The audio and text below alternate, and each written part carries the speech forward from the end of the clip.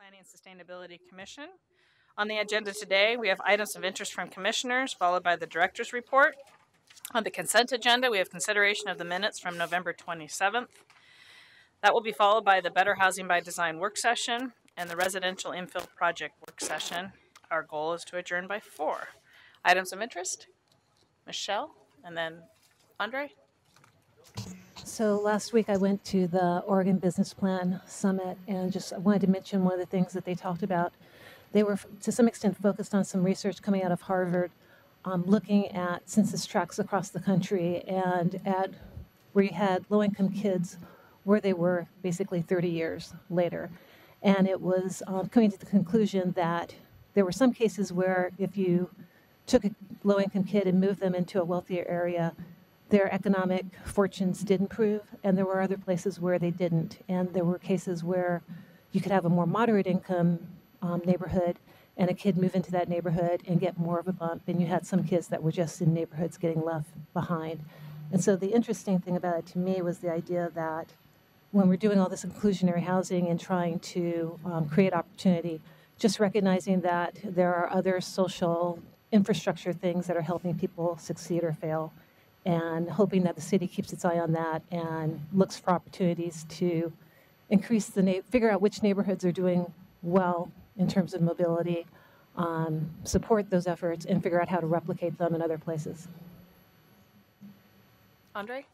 I just wanted to take a moment and recognize the Bureau of Planning and Sustainability. They received an award from an organization that I'm associated with, National Association of Minority Contractors of Oregon, and it was for the advancement of equity relative to the garbage process that we went through. And on the 19th, they're going back to get a work plan to advance that equity proposal even further. And I think it's significant is a lot of times sit up here and we put a lot of policies in place, and equity lens is one of those. But when communities start seeing benefits and recognizing that, it tells me we're maybe on the right track. That's a good indicator.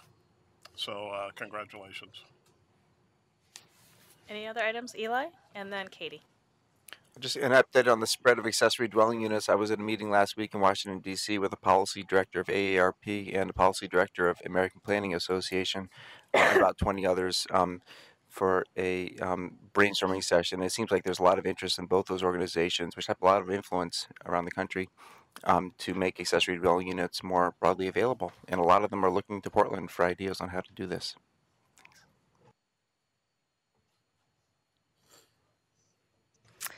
Yes, I just wanted to say that I had asked for something that I just thought I'd announce it. I asked Planning and Sustainability to perhaps put on a class for us on the economics of housing. Maybe I'm the only one who feels like they need that, but as I read articles and things, I want to know more, and I want to understand it more deeply and more instinctively. So I've been asking for that. Okay. Are there any other items? Not seeing any. Joe, director's report. There's 2 items on City Council agenda tomorrow that have gone through the Planning and Sustainability Commission in the past, and there's 3 items total. In the first in the consent agenda in the morning is the reappointment of PSC commissioners for an extended term, and then in the afternoon, the Fox Run Manufactured Dwelling Park proposal will be at City Council, and then the extension of inclusionary housing time frame for the non-central city benefits will be at City Council. Thank you. Next item is the consent agenda. Consideration of the minutes from November 27th. Move adoption. Second. All in favor? Aye. Aye. Any opposed? None. So that's unanimous. Next item is the Better Housing by Design work session. I'm going to read a disclosure statement and then just ask for a summary of any ex parte communication.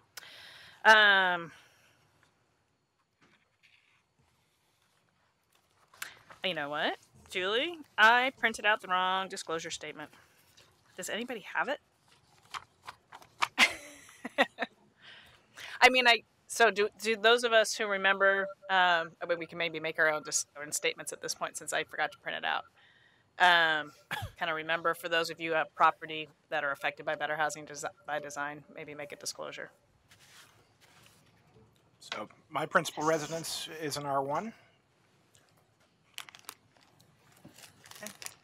I own three properties in the multi-dwelling zoning, one of which is waiting for me to pick up a permit, one of which I've built out and we're selling the homes, and one of which is under escrow to sell to somebody else. And I'm a partner in eventually the project. But and in terms of what's the other?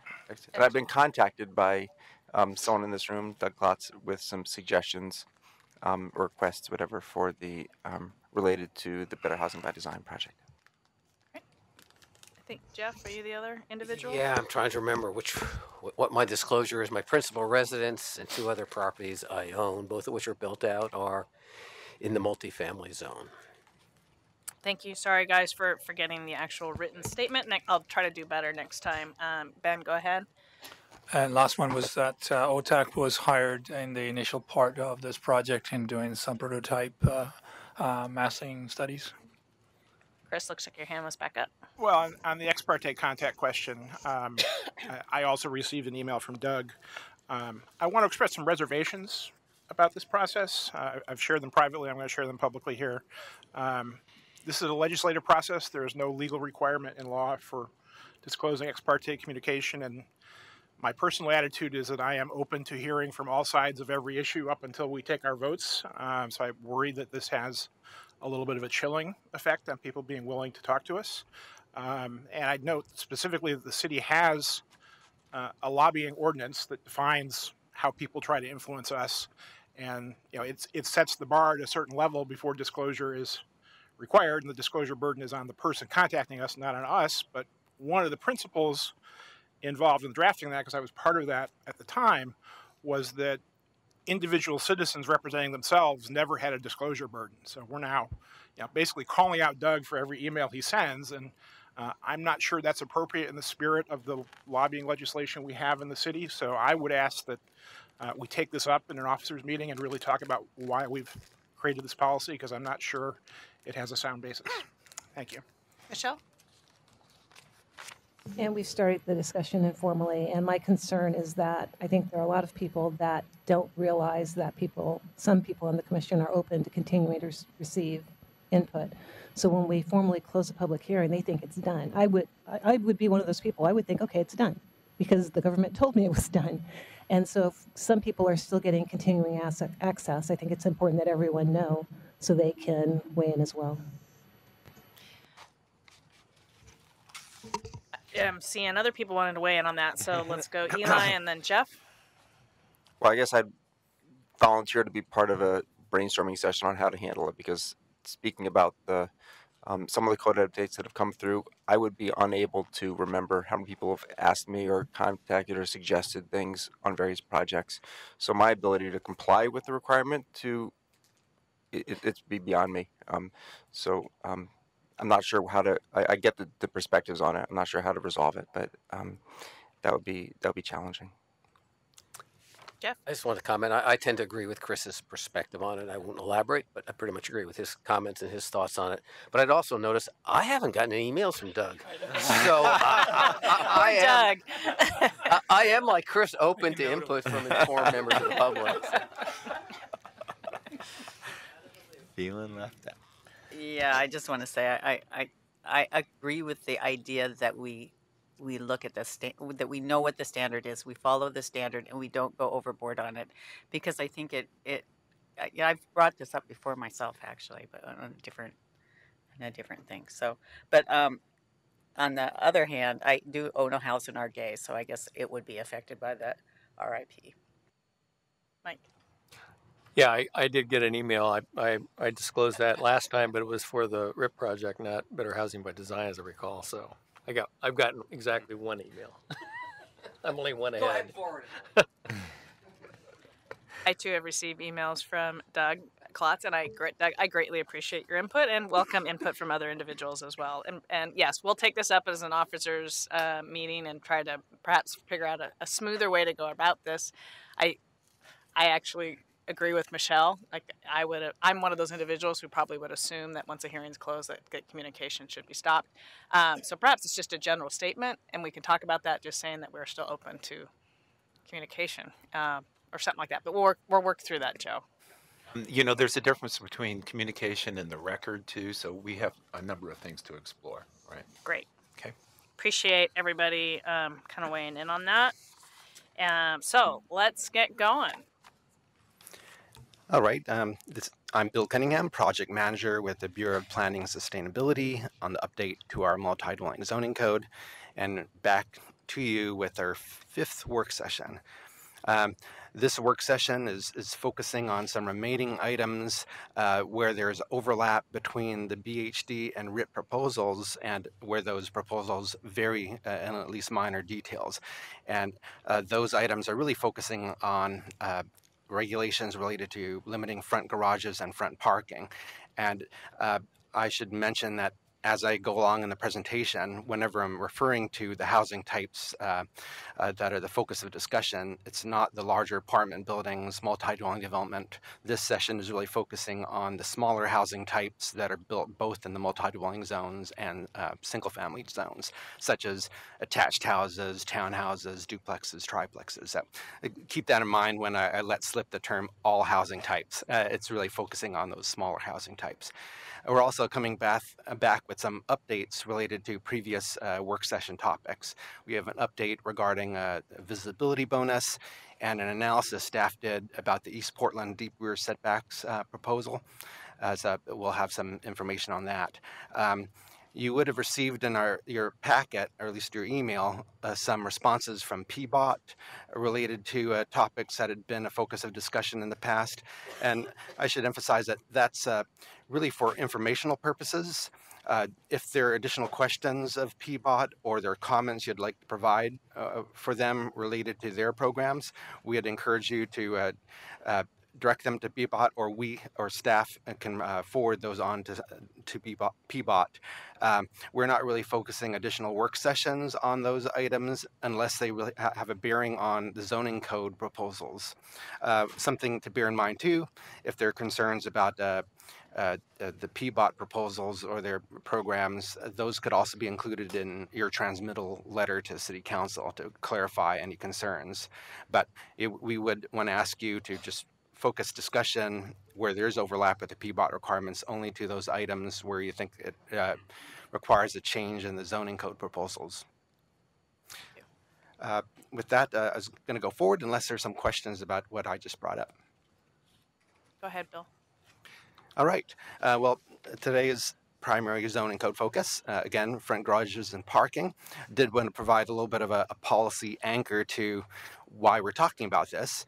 The intent of these front garage and parking limitations are really intended to implement some urban design policies we have. We have a number of policies and guidelines that talk about contributing to pedestrian-friendly street environments, and that's an especially big priority in the more urban type zones. There is also an intent to continue some of the neighborhood patterns of front yards and gardens and to preserve options for on-street parking and street trees. So it does definitely link to policies, and we'd like to encourage you to keep that in mind as we're talking about the details of the code. One issue with the front parking arrangements we often see, and I should indicate that for the multi-dwelling zones, the predominant row house type development that's been built lately or detached house development has featured front garages. And some of the issues are related to what I just talked about, the impacts on the pedestrian environment and the street frontage, the loss of on-street parking and street trees. There's also a topic of often when the ground level is almost entirely devoted to garage, it means living space is propped up above that level, which creates more issues in terms of accessibility. A thing to bear in mind too is where we're going in relationship to existing code regulations. All these examples here are currently allowed in the multi-dwelling zones. There are almost no limitations for front garages for attached houses or for detached houses for that matter. The single dwelling zones and RIPS work, they're starting out at a somewhat different place. With the single dwelling zones, most of these are not allowed for new narrow lot development or most development. There are some exceptions for existing narrow lots to allow situations like front garages. But at any rate, these are some of the issues, and we're definitely coming from different places in terms of the current regulations. We also wanted to be sure you're aware of some of the trade-offs related to different configurations, because what we, of course, propose in the regulations does have implications. This example is of front garage attached houses. Again, you can see some of the impacts in the street environment in terms of curb cuts and not really having living space at that ground level. Some of the positives we hear from developers relate to the fact that it does provide opportunities for off-street parking. Residents very often do value having that storage space that the garages provide. And when you look at the aerial, it does provide that option for backyards. So something to keep in mind. And developers, they indicate that very often there's a preference amongst their buyers and for some lenders for these kinds of configurations, especially in comparison to options with no parking.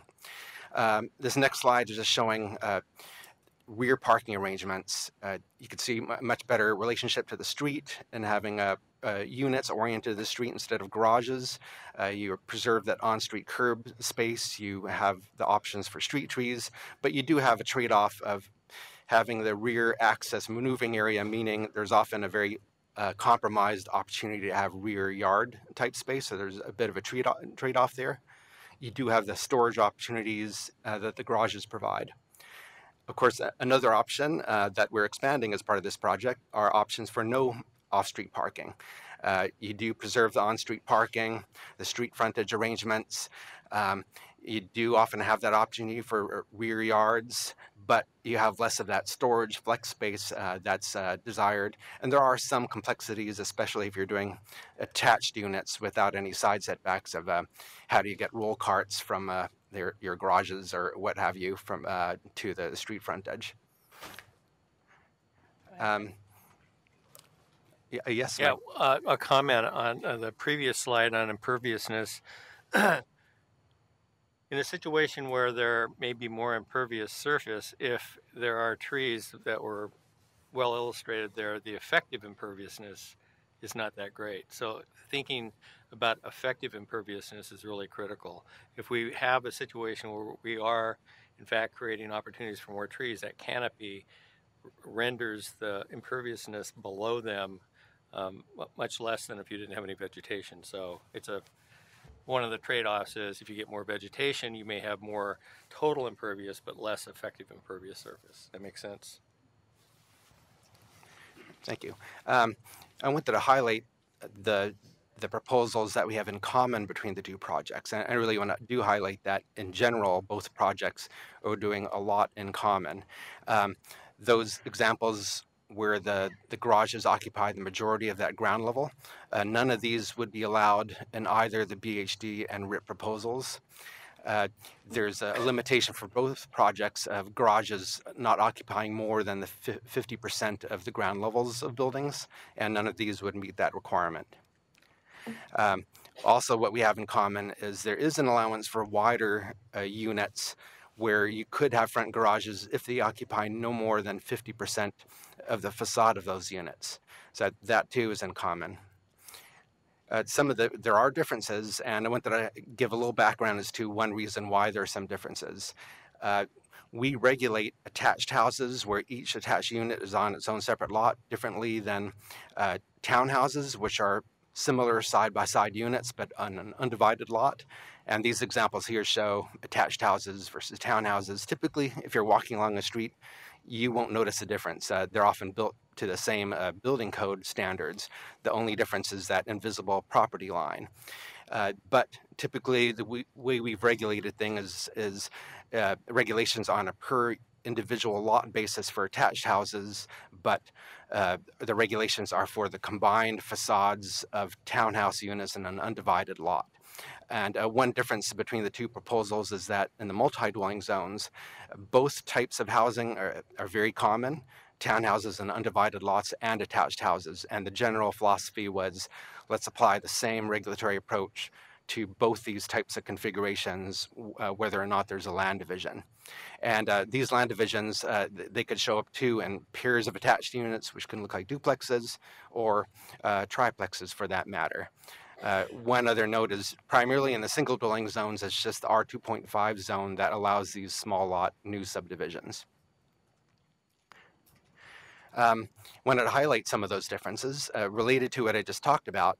The way the 50% garage limit is calculated in the BHD proposal is based on the combined facades of the attached units, whether or not there's a land division.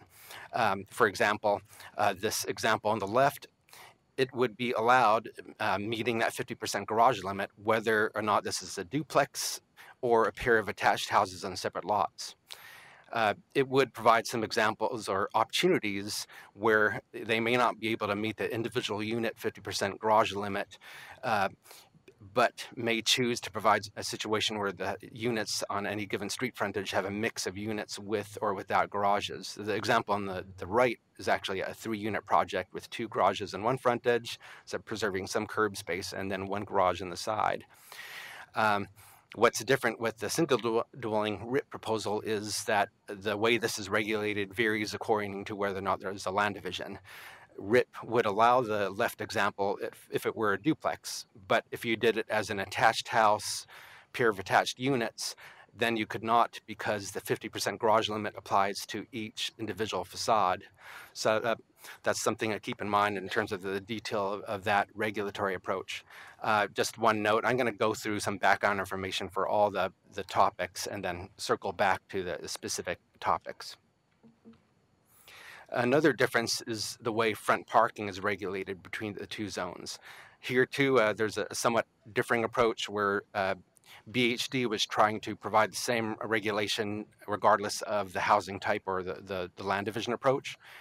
And for front parking, for example, Better Housing by Design does not allow front parking between the front of the building and the street for any of these medium density small housing types. So it wouldn't matter if it's a duplex or a pair of attached houses, you couldn't have that parking in front as shown on the left. RIP allows the front parking if they're duplexes or triplexes, but not if you're doing a land division with narrow attached houses or duplexes. And one reason for the RIP approach is their approach was to provide the same regulations for duplexes and triplexes as apply for single family houses, to not make it more of a burden to do the duplex or triplex option. And single family houses have the 40% limit and the 50% garage limit, so it applies the same as it would for a single family house. Just a few more examples to give you a few more dimensions about how the front parking options or limitations work. These are examples that would not be allowed in the Better Housing by Design project because they have parking in between the building and the street. The upper left image is a triplex with a couple of lots in the front. The lower left image is pair of, it may actually be duplex units, which met the 50% garage limit by not including a parking space or a garage for one of them rather, but instead providing a parking pad in front of the unit. Now, the BHD proposal allows vehicle areas between the building that provide a connection into a allowed garage, but does not allow parking in front of units. So this is one where they're meeting that 50% garage limit, but with BHD, that parking in front of the unit would not be permissible. You'd probably have to do something like the left image here. An example in the upper right is showing another pair of attached house type development, and these may look like garages, but they're not. So these are effectively parking pads in front of flex space. So thinking in terms of unintended consequences, limitations in front garages, but still allowing parking pads or driveways could result in this, where they're meeting the 50% garage limit and just parking in front of those flex space doors. Yes. Sorry, could you quickly remind me how we're regulating the pad space versus the facade? So, you know, you'd want to take this lower left image for me, I guess right image for you. Or I guess it would be left for you The too. pad Sorry. situation is the multi-dwelling proposal, BHD, would not allow parking spaces between the building and the street. So this would not be permitted under Better Housing by Design. But Let me ask it a different way. I know it's not allowed, but is there anything that says that I can't just have concrete in my front yard and I'm not putting a car on it? Like, how does that actually regulated or implemented? there would be a difference because PBOT regulates curb cuts. So having a large paved area and requesting a curb cut from PBOT would probably raise some flags. I'd probably have to defer to PBOT to make sure about that, but that's okay. So if my you had understanding. one curb cut for the driveway that's going into the garage space, but then I drive across what's now a little bit of planting, and I park in front of the plaza in front of my house, how is that regulated, or is it not? Is it just the curb cut that we're looking at as a way to regulate this? Curb cut is a key parameter. There are requirements for meeting things like landscaping requirements, but whether someone, you actually do see situations where people do park on their yards, for example, and that's very often an enforcement issue. Hard to really regulate all that through the zoning code. Okay, thank you. The example on the lower right has an attached house type project where they met the 50% garage limitation by including a mix of garages and storage type spaces. BHD would not be allowing those parking spaces in front of the units without the garages. So a little bit of a difference there.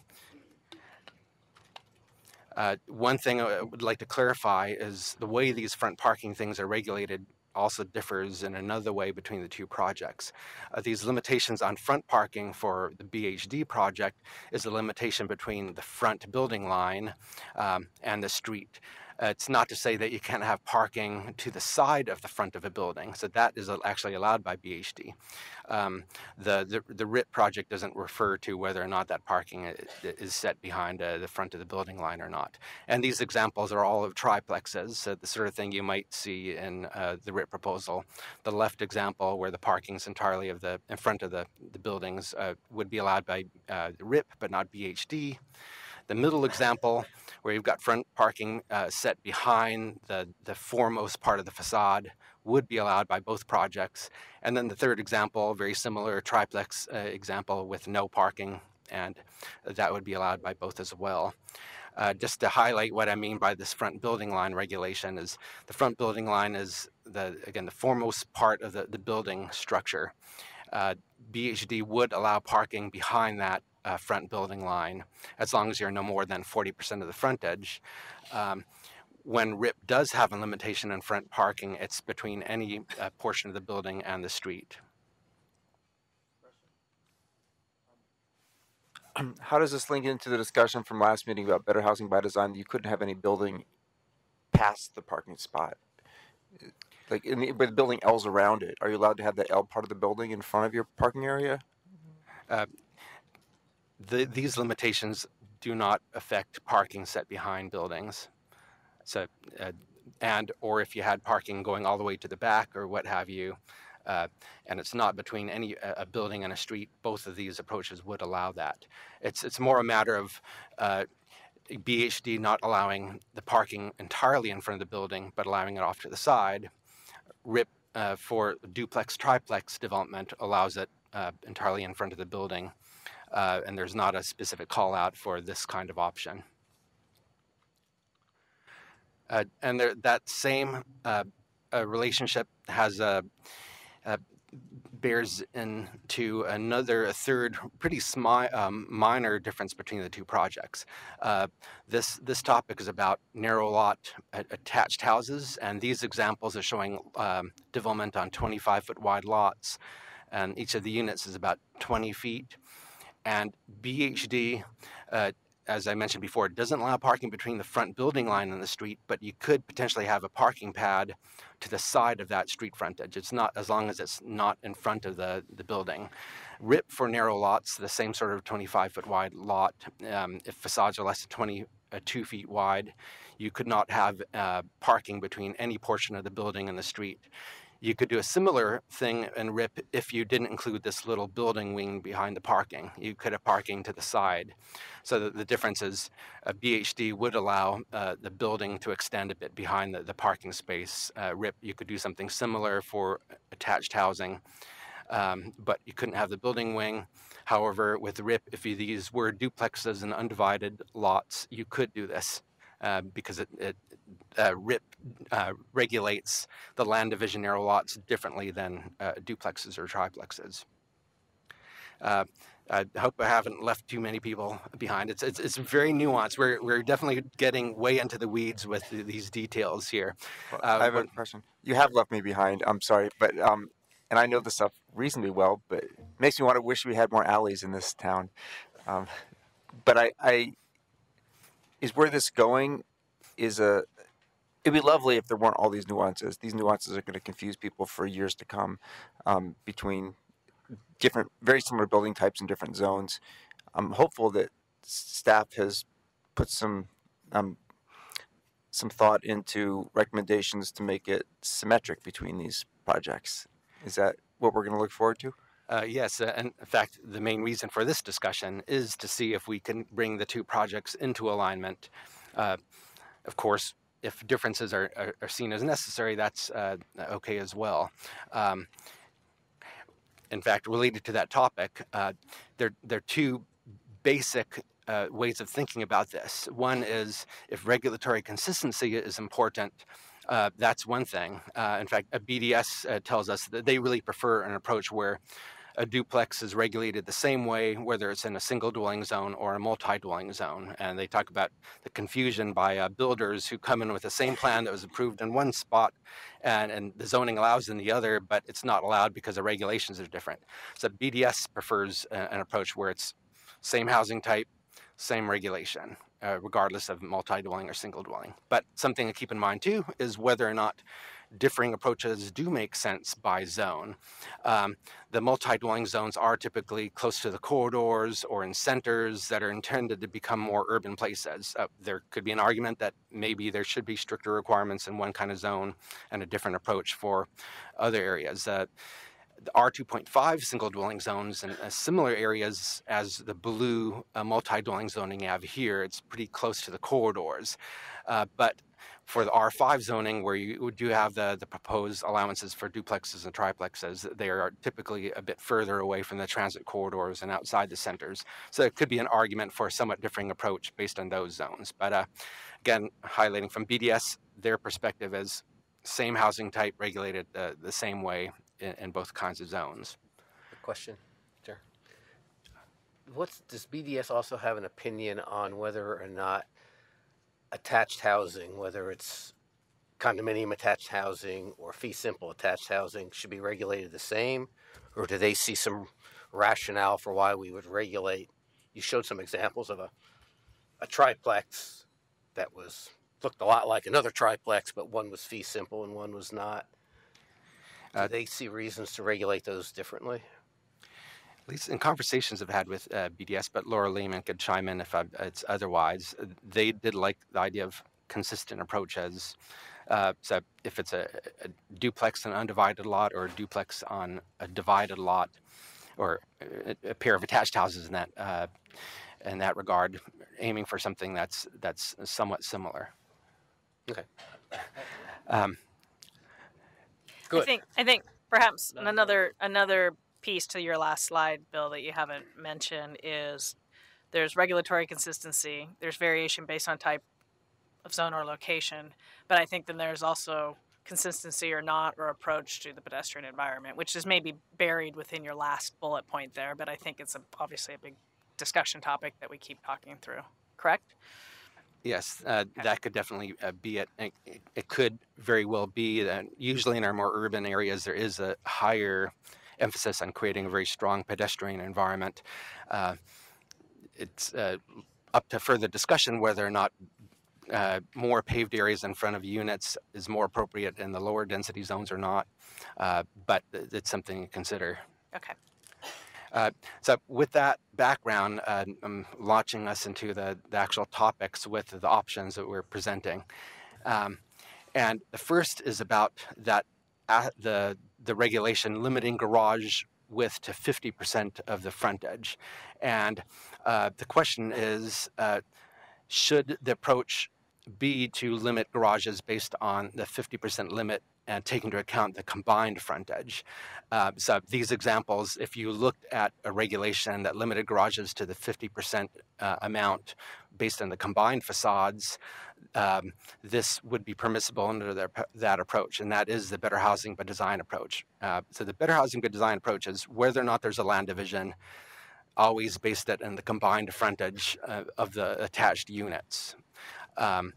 And so that would, both these examples would be allowed. Or we could stick with the RIP proposal and maybe bring both proposals into the alignment the same way, where these examples where the garages meet the combined frontage approach only applies to undivided lots of duplexes or triplexes, but retain the prohibition on this kind of arrangement if you're doing a land division.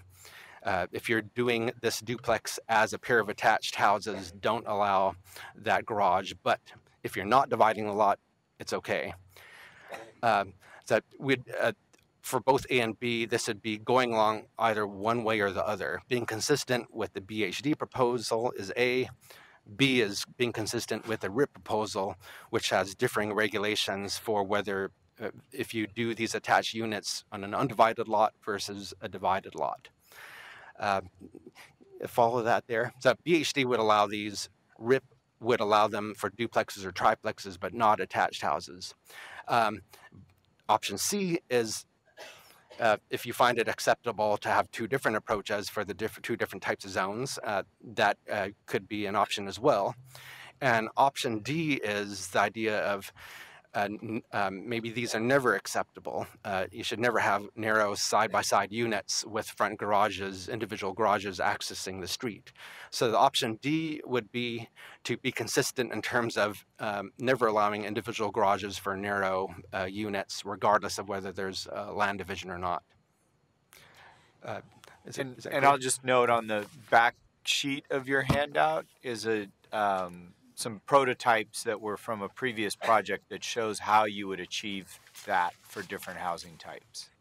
So, Bill, I have, while people are kind of perusing that real quick, just a maybe implementation question. So in the situation where you have individual lots and yet they're all attached houses on individual lots, and if you're going to have the limitation of 50% on a combined frontage, but let's say those lots are not all developed simultaneously, or maybe they are initially, but in the future, somebody comes in and completely redoes a spot in the middle or towards the end, or, you know, who knows? I'm thinking way down the road now, right? Do we have a regulatory environment that's kind of set up a weird situation where it's like, or my neighbors got rid of that garage, so now I can have a garage, and like, I guess I'm just, you know, trying to find some pitfalls or downfalls to thinking about it that way, especially when you know it's an individual property owner, and trying to explain to them that they're all tied together, even though they're not tied together, is where I'm struggling a little bit, right? So it's like my fate is tied by all of my neighbors, even though we all have our own separate pieces of land, just depending on however they may or may not remodel their house at some point in the future. In other words, right? Eli had a garage. He then fills it in, puts in an ADU. It's gone. So I get a garage now, and now we're all rushing. Andre and I are rushing to get garages because we didn't have them. See, you know what I mean? There is more of that risk because they do come in under separate permits and they are in separate lots. But up to now, we haven't really seen many situations where people are converting living space to garages. We've, I think, seen more situations where people convert garages to living space. But there is that risk. And it is true if you look at some of the older row house neighborhoods like Philadelphia, you'll see how they evolve differently over time. So there is that. There are many situations, though, where even attached houses on separate lots still have requirements for the homeowners association to approve changes because while they are on separate lots, they have a fair number of common elements amongst them. I guess where I'm maybe somewhat going is wondering is if that's something where the commission finds synergy. Is it the initial development and then it's set, and that you don't go back and add garages in the future. I guess, you know what I mean? You get your 50% in or whatever. You only do 25%, that's fine, but can you freeze it in time and let's just move on, and that development is that development today. We'd really have to explore how that happens in the long term. Okay. There's some of that with even attached townhomes, and that there are similar arrangements in terms of building code. They often, both the attached condominium townhouses and attached houses still have some cooperation needed amongst the homeowners. So it's yet to be fully explored how you would manage those changes over time. One thing that would have an impact too is, since again PBOT does regulate curb cuts, whether they'd be accepting of a new curb cut is another matter. But yeah, there are trade-offs, and option B would allow a different treatment for the undivided lots versus the divided lots. And something to keep in mind too, especially in phased approaches, is that the combined frontage would only apply to units attached. If you had a separate building coming in that is detached from the first set, that would be regulated differently. So the combined frontage would only be for attached units. It wouldn't happen for one off or a second phase. Okay, so let's go for questions. It looks like Andre at the moment. So, are we driving a attached or non-attached type of housing type? Because if we say we're going to include attached houses, is that then better for the developer saying, look, I can get garages and that's going to be better for my customer, thinking about their customer, that's better for their customer, so I'll build more of those. Than if we go the other way, they're having to think of it differently. I mean, are we just kind of setting the tone for we're going to have a whole bunch of these now? I think one thing to consider is that builders still prefer an arrangement where there's separate parking for each unit. So we haven't, even where we have limitations currently, had many situations where some units have garages and some don't.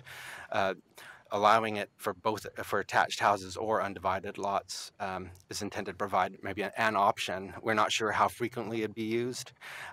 It is an option that would not be allowed if you are doing detached type housing, because unattached units would still have the garage limitation applied to that individual facade.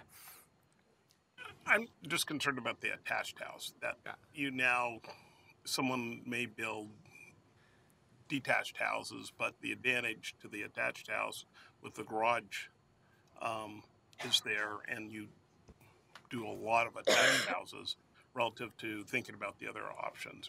Are we driving builders that way? If the policy is separate for the two, Right. do we So end up encouraging a certain type of development? right, and I think if we assume that most developers want to provide some sort of off-street parking, then you're likely to drive the developers more towards the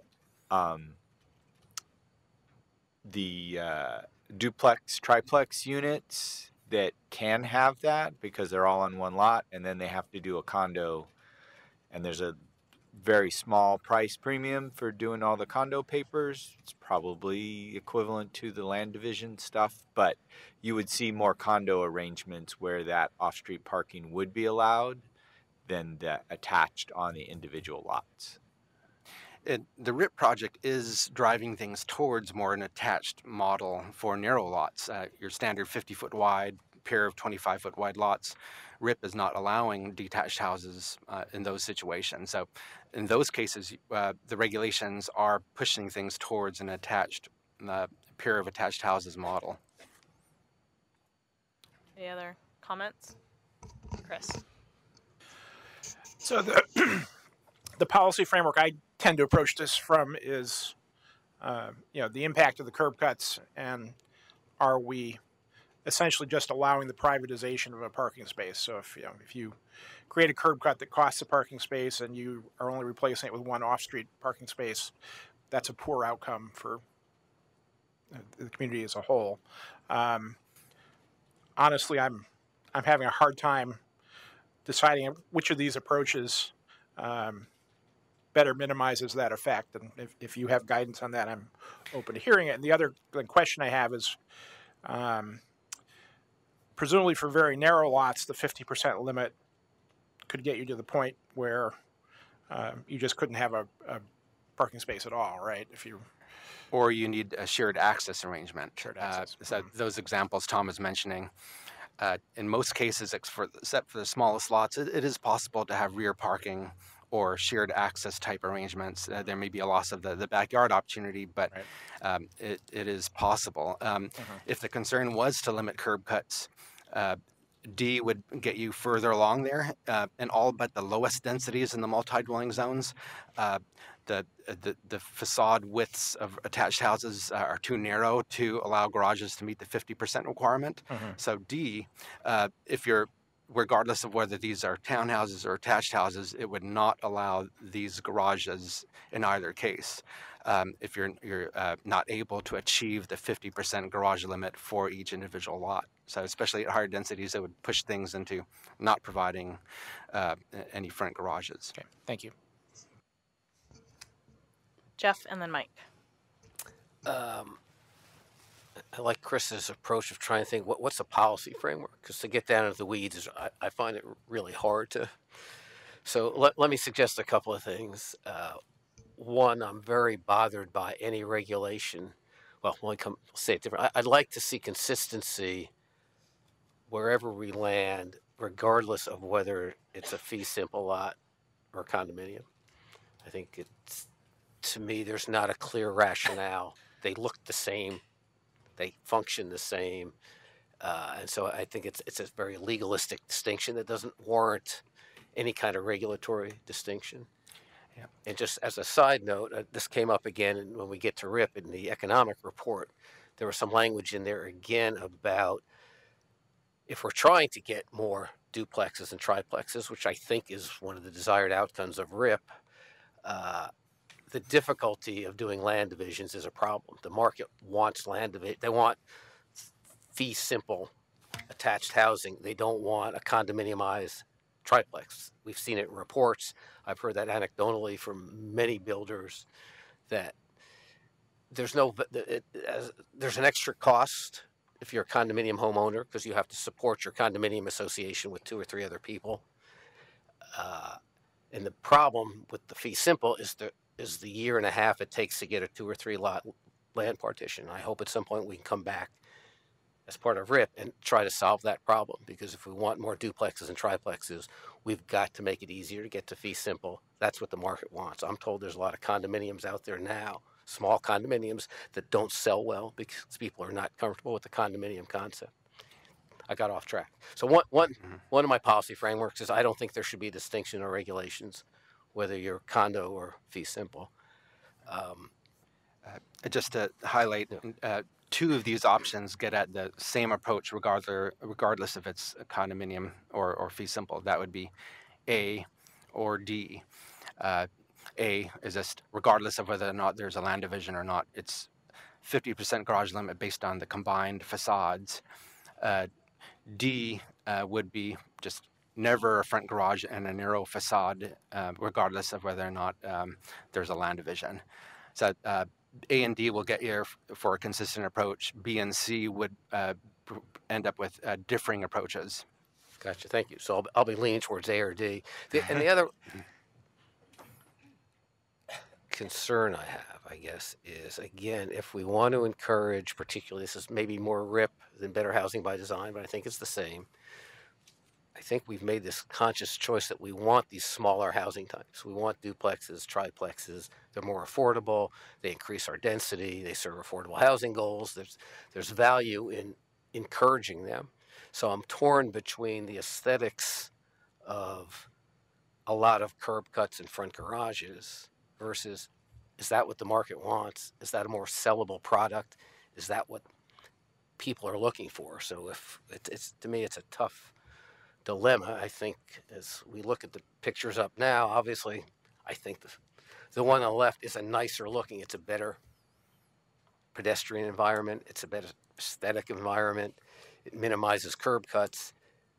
And yet if the one on the right is what the builders want to build and the market wants to buy, I'm just not sure how far we should go in discouraging, imposing a barrier, whether it's regulatory or aesthetic or design, that's not going to help us fulfill our goal for more duplexes and triplexes. So I'm wrestling with that dilemma. I know where Chris lands. I'm curious to hear where other people land on where do we find that fine point between over-designing, over-regulating versus allowing the market a little freedom to do what the builders think the market wants. Well, I'm in Chris's camp, both for the privatization of the public space, reducing curb cuts, but also the ancillary issue of which one, and I'm struggling as well to figure out which one of these might provide more opportunity for street trees. In my mind, the more the curb cuts, the fewer opportunities there are for street trees. So that's where I'm headed, both for the curb cut and for the street tree impacts. Teresa? So I'm thinking about A for a couple reasons. One, if you allow it along the combined frontage, then you can have a variety of types of units in the same place. You can have the one on the corner that has no garage for this scooter riding millennial that doesn't have a car. And then you can have the one on the end that has a garage and a parking space for the mom that's got 3 kids and a bag of groceries and an elderly mom that she has to get in the car too. So it just seems like if you have enough space to allow for a couple of different options in the same place to meet the needs of different types of folks living right next door, that might be beneficial. Any other comments, questions? Looks like Daisy. I have a question. I don't know if this is a silly question. But for example, if we went with if all 3 of those units, for example, had garages, would zoning allow for somebody to turn one of those garages into an ADU? If they were units in separate lots, you could have an accessory dwelling unit associated with an attached house. I do want to clarify what this third image is showing. It's if each of these had a front garage facing the street, they would not meet the 50% standard. So what this is actually showing is one where some of the units had that street-facing garage and the other didn't.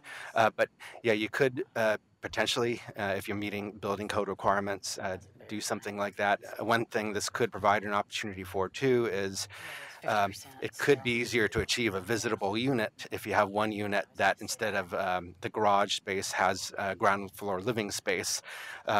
So where you have situations where we have regulations that create incentives or require visitable units, you could potentially have arrangements under this approach where some units, again, have that ground level garage and maybe some don't. Go ahead, Katie. Okay. So I'm inclined towards A, I think, but explain to me again what D is. I mean, it's all written down there, but I just...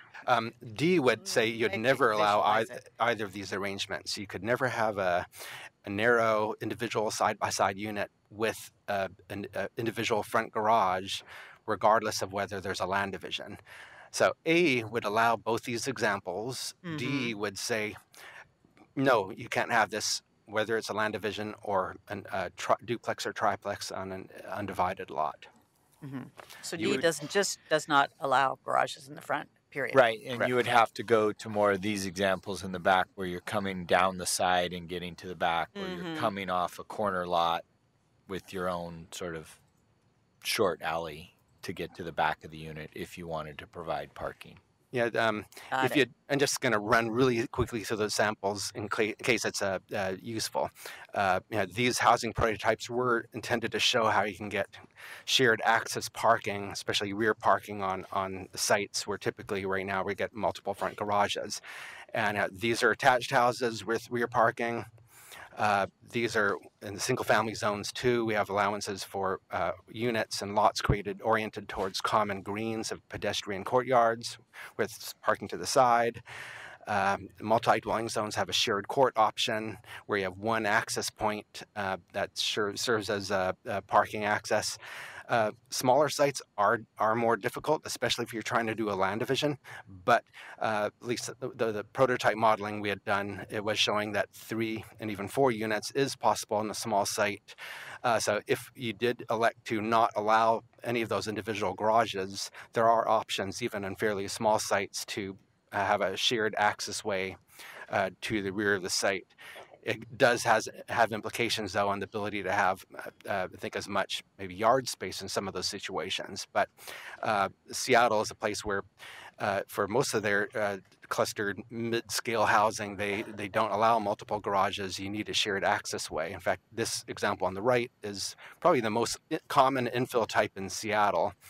In the multi-dwelling zones, this would allow 2 units up front and 2 units in the back with a shared access way. This is just showing 50 feet of frontage, so a fairly common individual lot situation. So that's something to keep in mind in terms of the topic of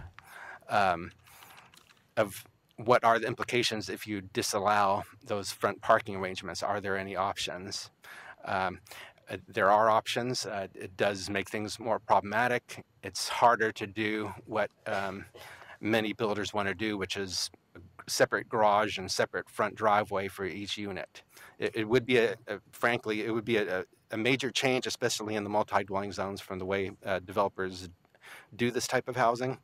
But there are ways of providing shared access ways without the multiple front garages. Mike. Yeah, I live in a fourplex in Northwest Portland where parking is incredibly tight, and we have a very narrow driveway to the one side of the fourplex. And more often than not, we have 3 cars in there. And I think to the extent we can encourage the shared approach is something I'd like to see. Just general kind of comment of where I'm landing on this.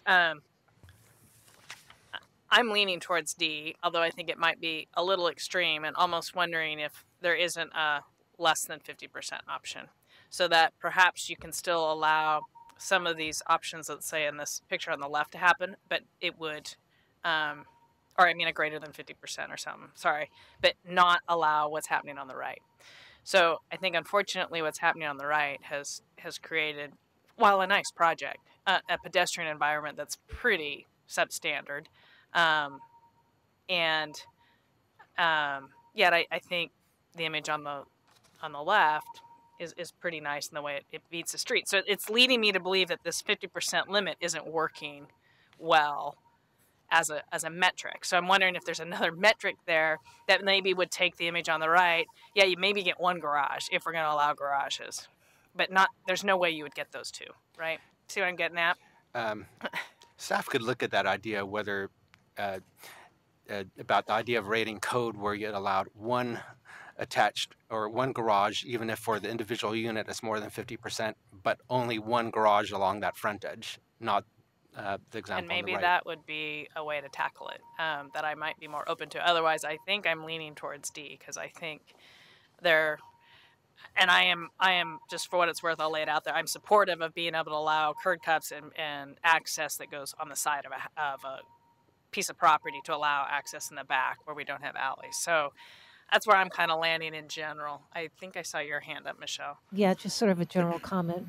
A plea for additional projects, probably out of PBOT. But I think in all this discussion, we still need to be thinking about neighborhood parking permit programs, because you've got existing residents that in many cases do have the benefit of a garage. They've got the curb cut. And, I can see where you could set something up where if you've got a garage, you've got a curb cut, you pay extra for your first street permit. So there's some sort of going back and figuring out how to monetize that. But I think there's a lot of benefit to having some garage wherever we fit it on the lot, whether it's access or safety. If you're not able to park on the street and you have to walk a long way to your house, there's certain risks associated with that. So just the continuing plea for a permitting program. Go ahead, Andre. I just think the D, I was leaning to D, and part of it is limiting the curb cuts. How we limit curb cuts gets to how do we get more on-street parking, essentially. And it seems that also leads to the potential of a better pedestrian environment, maybe more street trees, more vegetation, and so the experience of the street potentially is a better one. And so how we do that, the curb cut then could go to the side to a situation like Mike or something, but I'm less worried about the garage than the curb cut, and if that curb cut leads to one garage, I'm fine with that from that standpoint. Eli, and then Ben. I'm agreeing with what I'm hearing from fellow commissioners, and sometimes it feels like we get one toolbox to work with. So we have the zoning code, and we're really trying to affect something that's outside of the zoning code. And if we had a fee for curb cuts, for perpetual use, closing of a vacant area in the right of way, then that would get more directly to the issue here, rather than trying to sort of secondhand approach it through zoning. I'm no expert on how the garages work. Is the reason the 50%? So this is a question for you, because on attached housing types, the house width is 16 to 20 feet, so you need to have a minimum garage opening is what, 9 feet or 10 or 12, or is that why the 50% is such a magic number? The magic number is just related to the idea that garages should not be the predominant element on the ground frontage. So right. But in anything practice, more than 50%, you're getting becomes the majority of the ground frontage. Because there's a setback, 5 foot setback, so you have. I'm just trying to do the math here for me. 12-foot garage. To clarify, is that the driver 12-foot garage?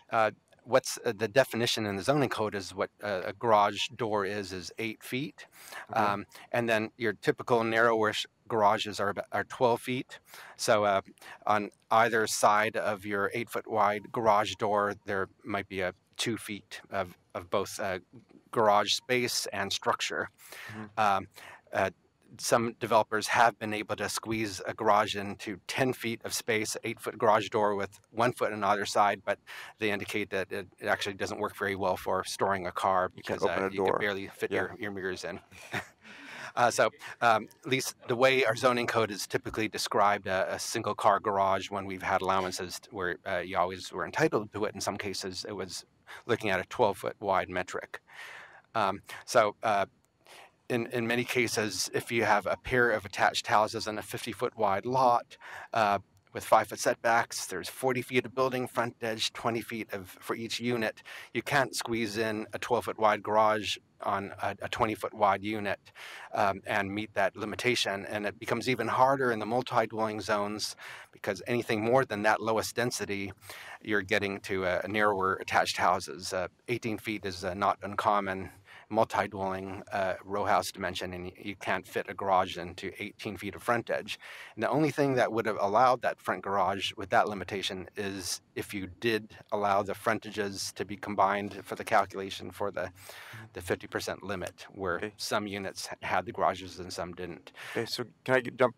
That's the segue to one other question I have is on Kat's point of, say you've got like someone building 6 townhomes all lined up together with 0 lot line property lines in between them, so they're attached housing, right? In the lingo, someone's submitting 6 different building permits, right?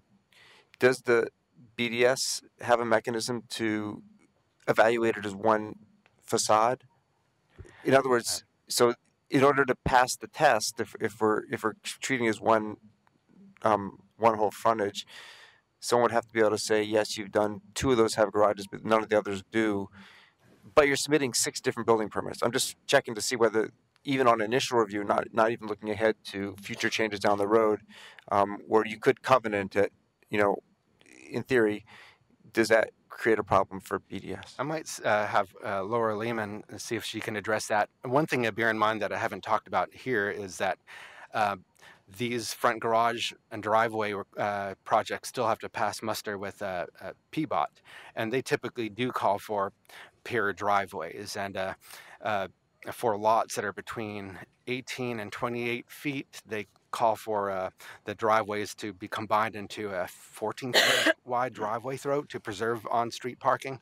So there are some PBOT requirements for necking together driveways in some cases to preserve more curb space.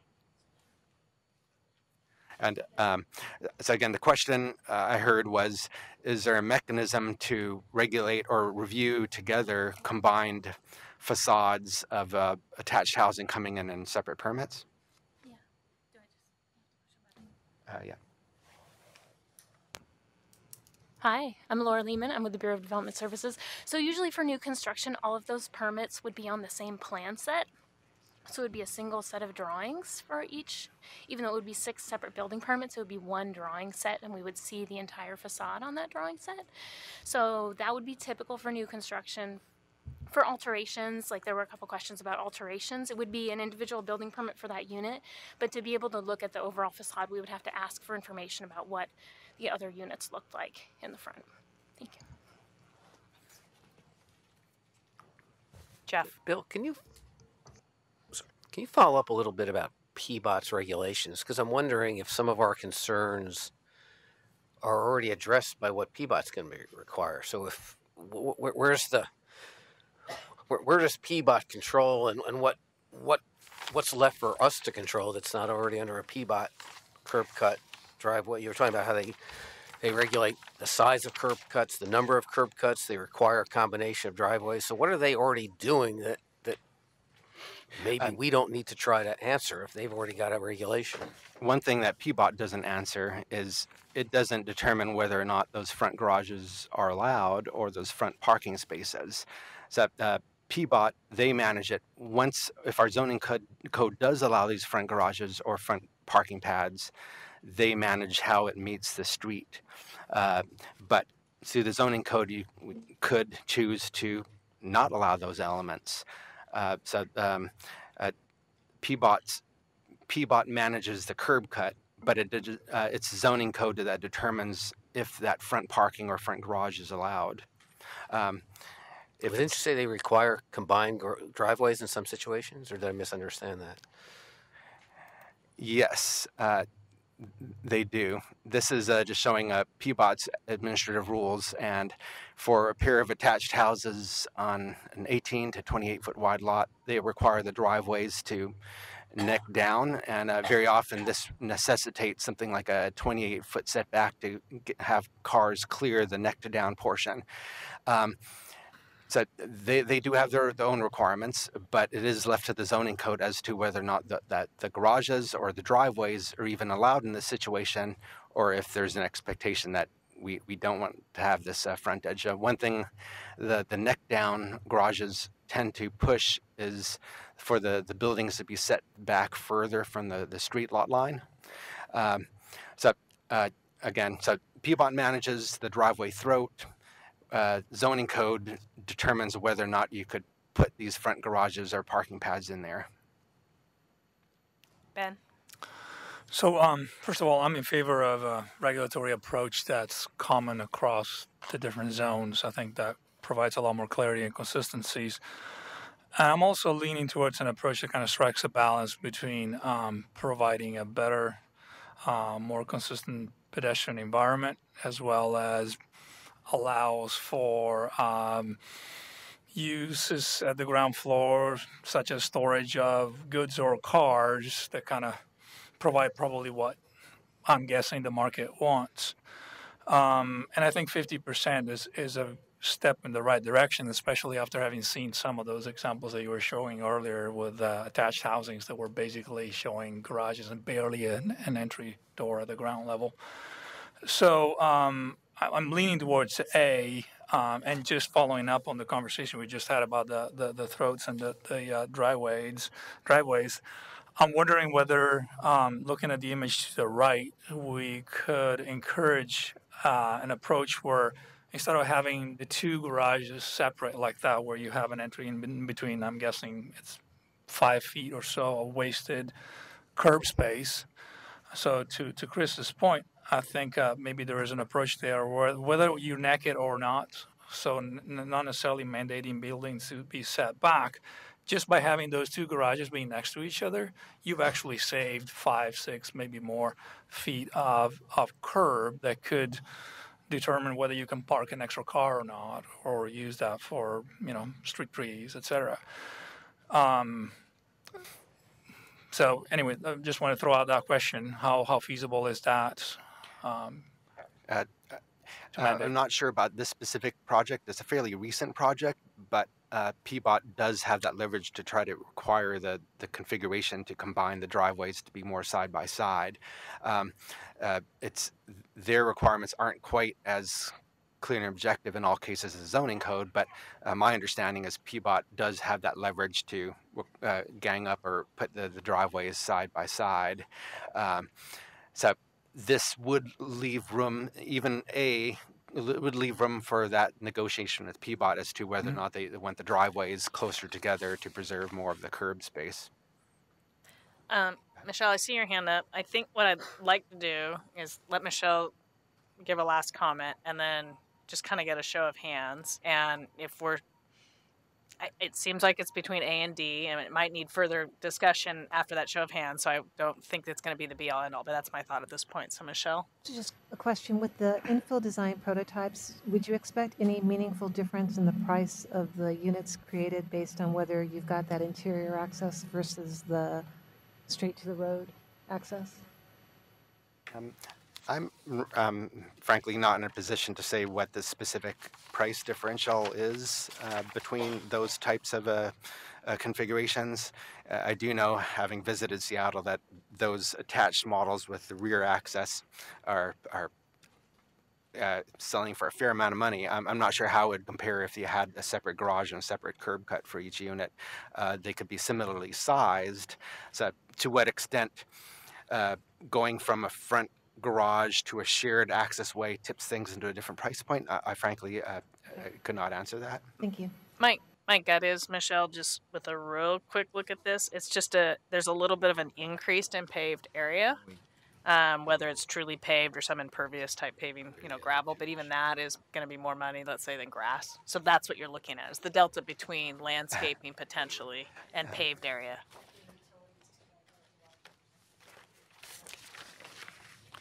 Not really. Not significantly. Okay, so go ahead, Bill. I was just going to suggest, I'm not sure if people are ready to do a straw poll for this one, or should we go through the other ones first to see if there's a consensus in the other ones and then come back? No, let's do a straw poll now. We might find out we go through others and need to come back, but let's try a straw poll now. I think it's, like I said, I'm going to start with A, and then we'll go D, and if you're you can vote for 2. That's fine, since it seems like we're a little bit all over the map. So for those who are in favor of A, which allows a 50% garage limit on combined frontage for all housing types, including attached houses. Show of hands. Did you say we could vote for 2? Yeah. Well, let's. Yeah. What's that gonna? I know. I don't know how this is gonna work. It may not work very well. Looks like we've got a pretty good majority there.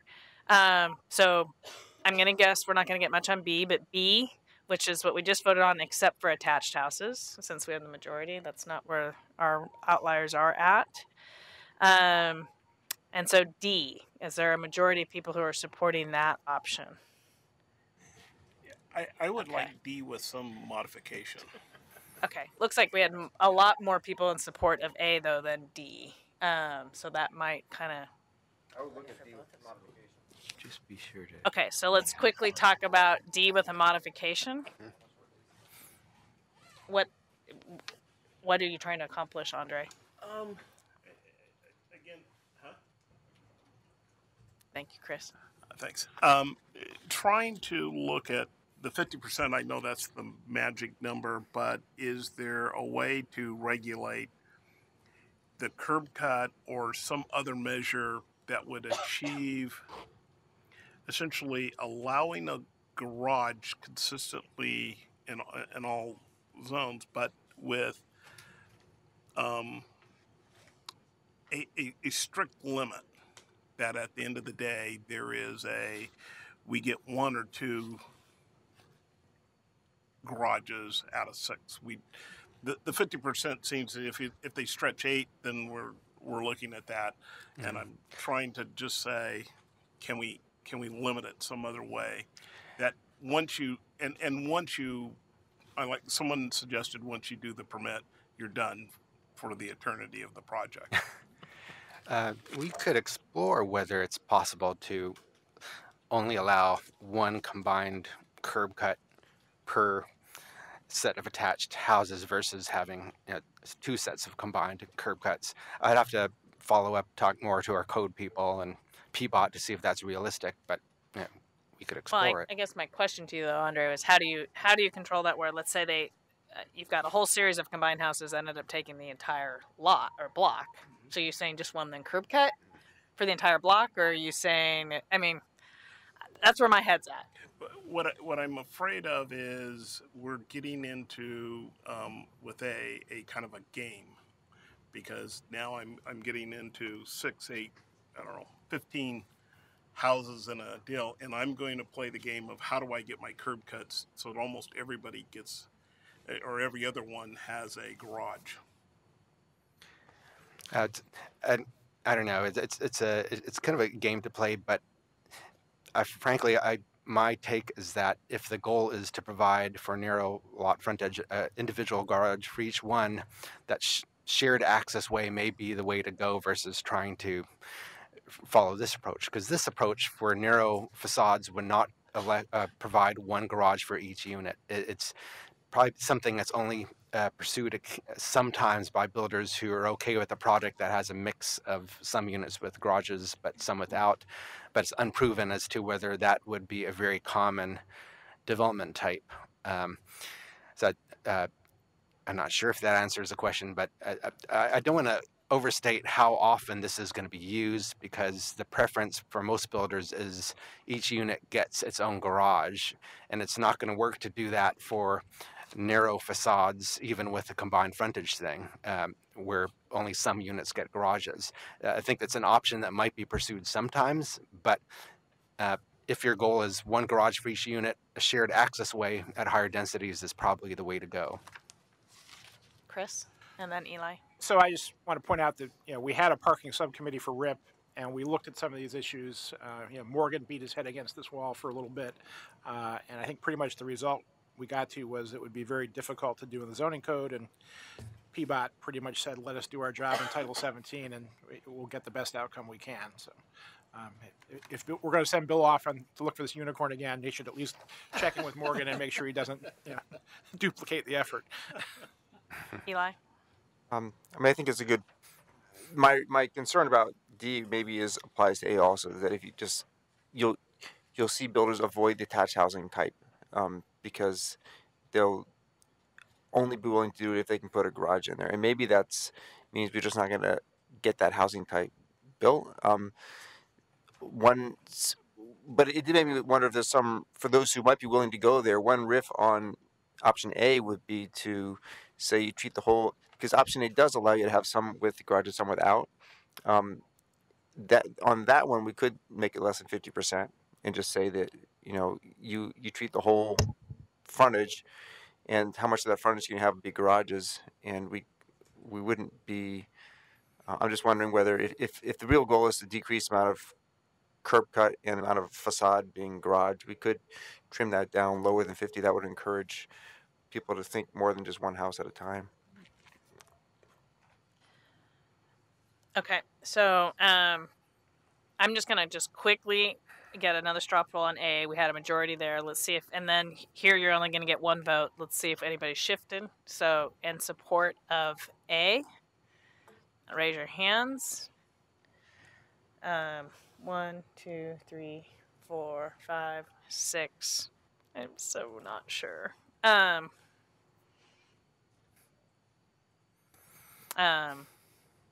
gonna deal with it later. D.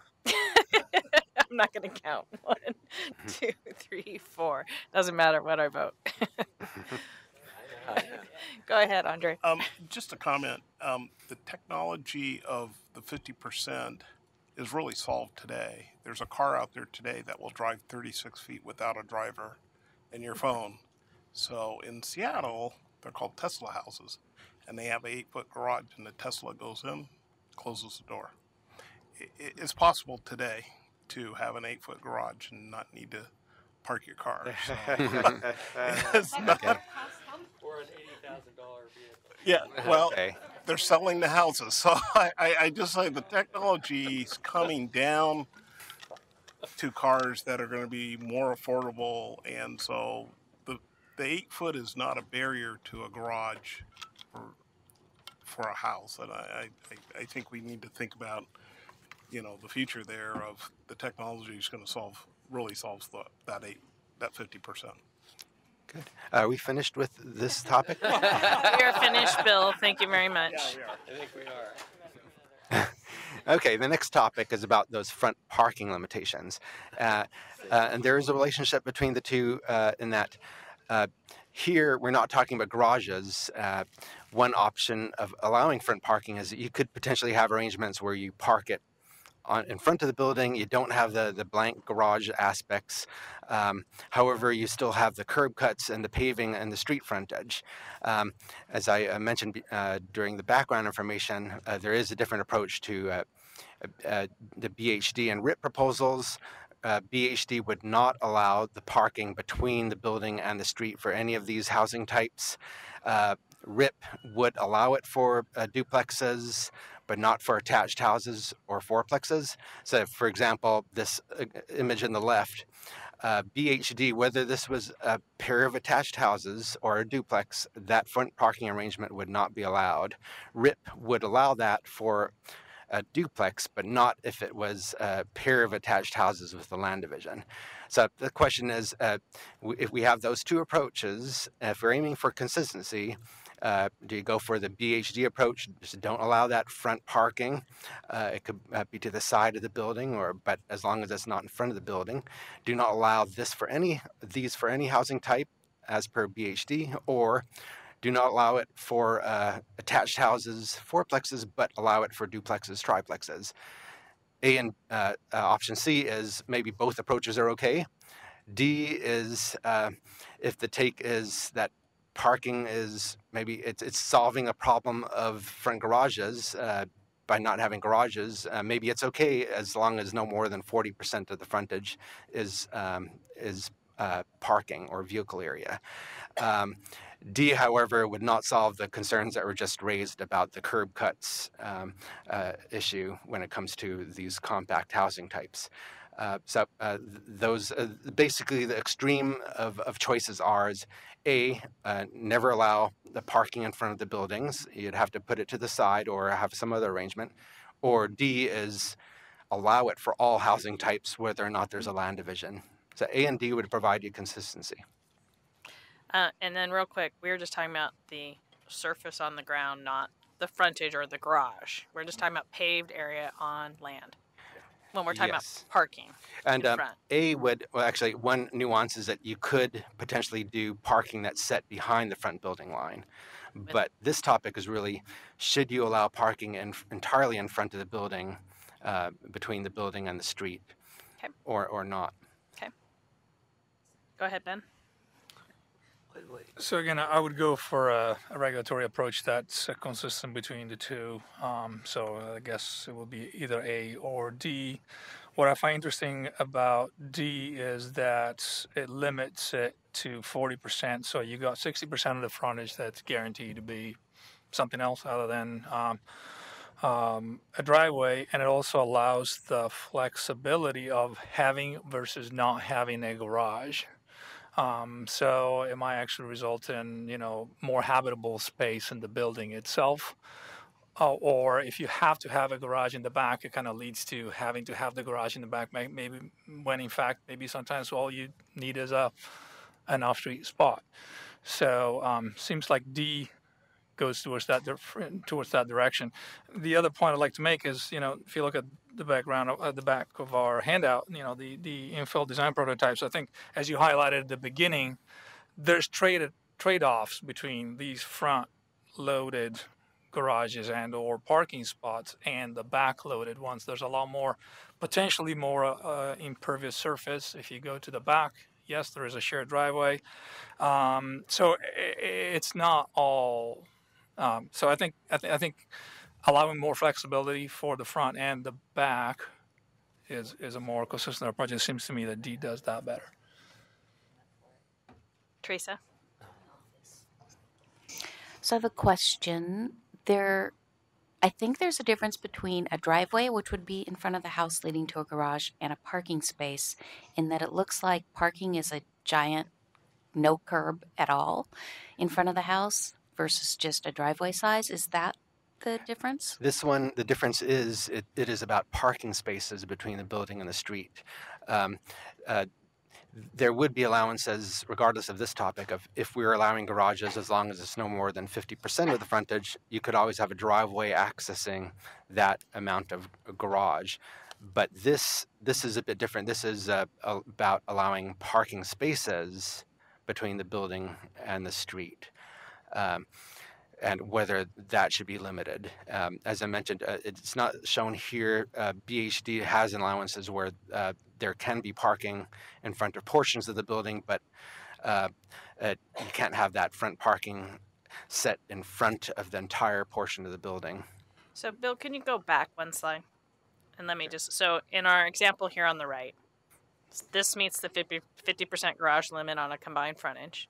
Yep. So to our point about our parking area, without some limit, what this is kind of saying is there's the potential for this one unit on the corner on this frontage to just be all concrete, which it kind of is, but to be all concrete that I could park a car in front of, even though I don't have a garage. And I could have both those situations depending on how we vote on this next one. Yes, if you allow the parking between the building and the street, a variant on this example is you could push back the whole development so they have a parking pad in front of the one without a garage. So you're back to the two driveways that people would still require for them to be.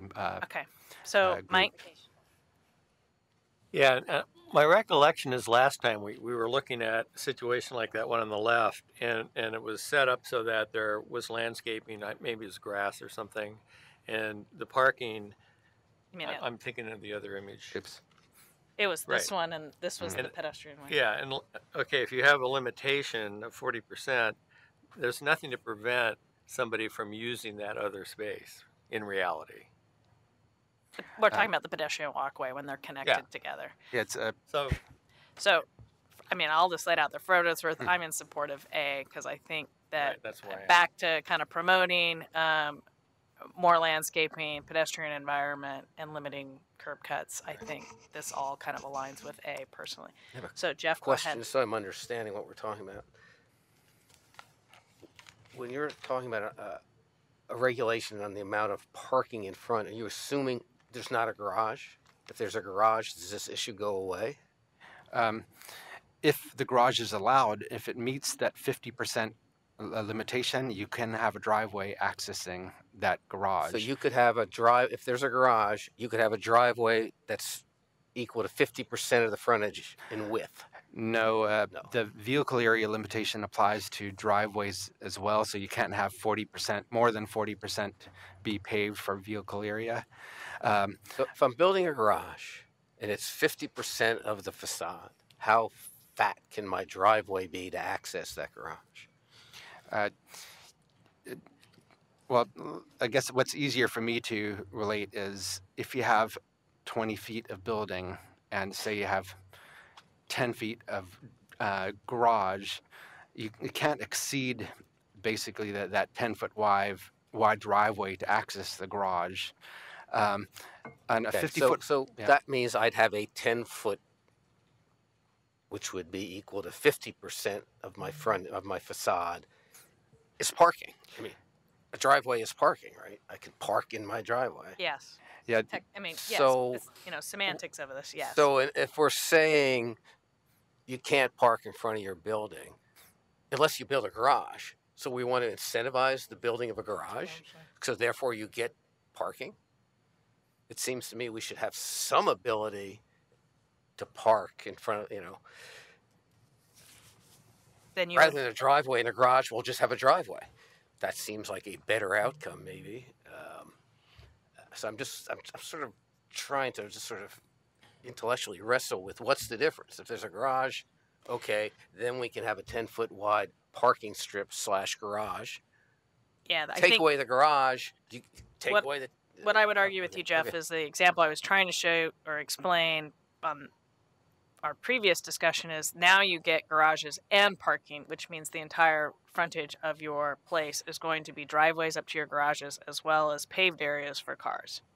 So it's trying to strike a balance between, yeah, you're going to have some people who get garages and some people who don't, but just because you don't get a garage doesn't mean you get to put asphalt in front of your house. Or we should say you don't get garages, in my opinion.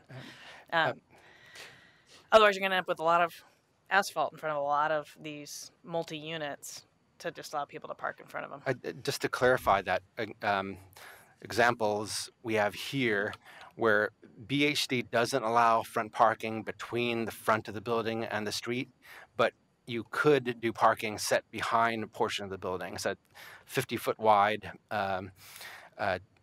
a lot with a duplex or triplex, you could have some portions of parking in front of portions of the building. But the way the BHD regulations work, it can't be entirely in front of the building. It'd have to be set off to the side. The RIP approach for duplexes and triplexes is it can be entirely in front of the building, whether it's this example or that one here. So there would still be an option, even if we were to say no parking between the front of the building and the street, you could have it set off to the side some, as long as it's no more than 40% of the frontage. So was your middle example, is that this A or would, D in our if, option? it works with A. Basically, the questions there was, should you allow parking between the front of the building and the street? It wouldn't allow this, but you can set it off to the side, would be the way that choice works. So what it was basically intended to say is, we're only showing arrangements where the parking is entirely in front of the building. And the basic question is this acceptable to have the parking entirely in front of the buildings, or not? And should it vary by housing type? BHD would allow some front access parking as long as it's not entirely in front of the building. So you could have a driveway off to the side, Jeff. Yeah, no, I understand. But the driveway off to the side would still need to be no more than 40% of the frontage or of the facade? Of the frontage. So if you had a 50-foot wide site, you could have up to 20 feet being driveway, and you'd be within the 40% allowance. So these examples here, which are showing each of these pair of attached housing things has about 50 feet of frontage. And the driveway they have here would meet the allowance for vehicle area. It also meets the limitation of not having the parking between the front of the building and the street. It's set off to the side of the foremost part of the facade. Andre, go ahead. And then Michelle. Just real quickly, so it's based on the frontage. So for a narrow 25-foot lot, it would only be 40% of that 25, correct? Even though so if you did attached houses on one lot, you would look at the 50 feet. If you did separate lots, you'd look at the 25 feet or the 20. Yep. Okay. Michelle? If I'm thinking of this in the context of RIP and trying to make these sort of fit in seamlessly into the existing neighborhoods, are the driveways normally to the side or in front in these neighborhoods? Well, with single-family houses, the driveways often, they don't look quite so prominent because they're off to the side some. But with the duplexes, often the objective of a builder is you have one side of the property for that unit, one side of the property for the other unit. So even if you're not dividing it, sometimes the parking pad is associated with each unit. There's not offset to the side like a single-family house would be. Also, while single-family houses have some of the allowances, it's less common that they're maximizing that vehicle area and frontage for a single house in a standard 50-foot wide lot. You don't have as many single-family houses that look like this with quite so much paved area, and it's typically not smack dab front and center in front of the single-family house. Eli, sorry, didn't see your hand up. That's right. Is there any paved area versus parking areas, all these different scenarios. Is there any way of getting it from the other side of the coin and having a front yard landscaping requirement where you have to have a certain percentage of the front of your site be landscaped, like no concrete, no asphalt, in the front setback, or something? So basically, hit it from the other direction, and just say you've got to provide this landscaping, and figure out how you're parking subject to that. It'd be possible. Isn't that kind of D? No, Because actually, D, you could have like half of your. If I may be getting this wrong, but I think D, you could have 2 garages, like on your building, and then you could also have parking to the side of it. But the garages wouldn't technically count as your parking area, right? Because you park inside the garage, not in front of the garage. So you could literally have your whole. I was being convinced that D was the way to go, but then I thought, what if someone just puts a couple garages there, but you can't park in front of the garages, and then and then to the side of the building, it's all curb cut to park along the side of it. Mm-hmm. It seemed like there's a way of gaming it. So I guess, maybe it is. It's the way that you write the regulations. If you're going to depend just on certain percentage needs to be landscaped, with no allowances for driveways that have, say, a grid cell thing with landscaping, that's one thing. But if we still have regulations about vehicle area and some allowances, it'd be a question of how those two relate. If we're talking about entirely getting rid of vehicle area limitations and depending entirely on a landscape frontage requirement. I'm not going to try and make code while I'm sitting here, although it's tempting, right? But I think there are areas where we regulate landscape. You have to have a certain amount of square footage, like a 10 by 10 box, fits in it. And I wouldn't assume that you just don't regulate parking at all, but I wouldn't. I'll put it this way: I wouldn't care nearly as much about the parking regs if I knew that a certain percentage of the front was going to be landscaped. So, any other questions or comments? Katie's your hand up. Yeah, I just wanted to. I'm just looking at it a little differently in the kind of more big picture, although we were getting into the weeds with it. But really, if RIP is going to make quite a bit of difference in single-family neighborhoods, and I think having the front of the buildings look very nice and have a lot of green and street trees, etc., is going to go a long way to making people be happier with the changes. So that's where I'm tending towards A for that reason.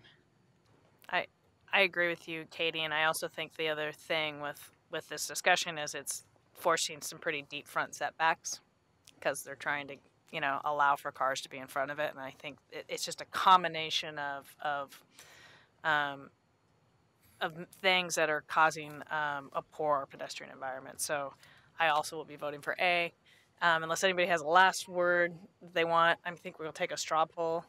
I'm not seeing any hands up. So for those who are in support of A, raise your hand. It's everyone but Jeff and Ben. That way I don't have to count. Not to call you out necessarily. Okay. That's fine. My one comment, and I think Chris and I might agree on this, I think the solution to a lot of this is let's start charging for curb cuts and let the market decide how important to your product is on-site parking. Are you and your buyer going to pay for it or not? So, but that's outside of our toolbox. So. And I will just add, while I agree with that, I don't think that solves the fact that you could still get a lot of situations where you're going to get a lot of paving in front of houses and deep setbacks, and it doesn't necessarily do anything to combat kind of some of the other goals we're trying to achieve. Bill, we get to move on. Okay. Getting even slightly deeper into the weeds. Oh, great. So, and I'm checking. We've got 4 topics. This is actually the last one that really requires necessarily a straw poll. Okay. So you had just determined that you weren't going to allow parking between the front of the building and the street. This one is a little variant. How about allowing parking if it's set behind the fronts of buildings, say off to the side, even if it's in front of a portion of a building? BHD would allow this for all housing types, including attached houses.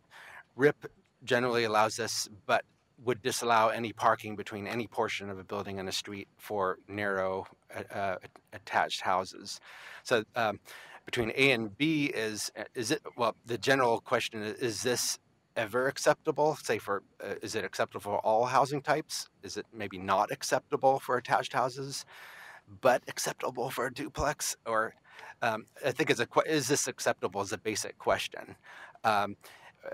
And given the choices you've been tending to make here, do you allow it for all housing types, or is it a never allow kind of thing? We don't want this to be showing up, even if it's to the side of the front of a building. Mike? And would that be potentially in addition to garages? There may be 2 garages there, and allowing this. It wouldn't work on narrow sites. You're stuck to no more than 40% of the frontage can be vehicle area. So you couldn't both have one garage and a separate parking in front of the other part of the building. That for these types of development wouldn't pass muster. It's either a garage or parking. One advantage this potentially provides is that these parking spaces, when they're off to the side of a pair of units, they could be in the setback. Garages can't be in setbacks, so it takes up a little bit less site area. You could have a portion of this parking pad in what's usually a 5-foot setback area, and then a portion in front of some of the rear portion of the building. And would that be a situation where you might actually get 2 cars? Not at the densities we're talking about.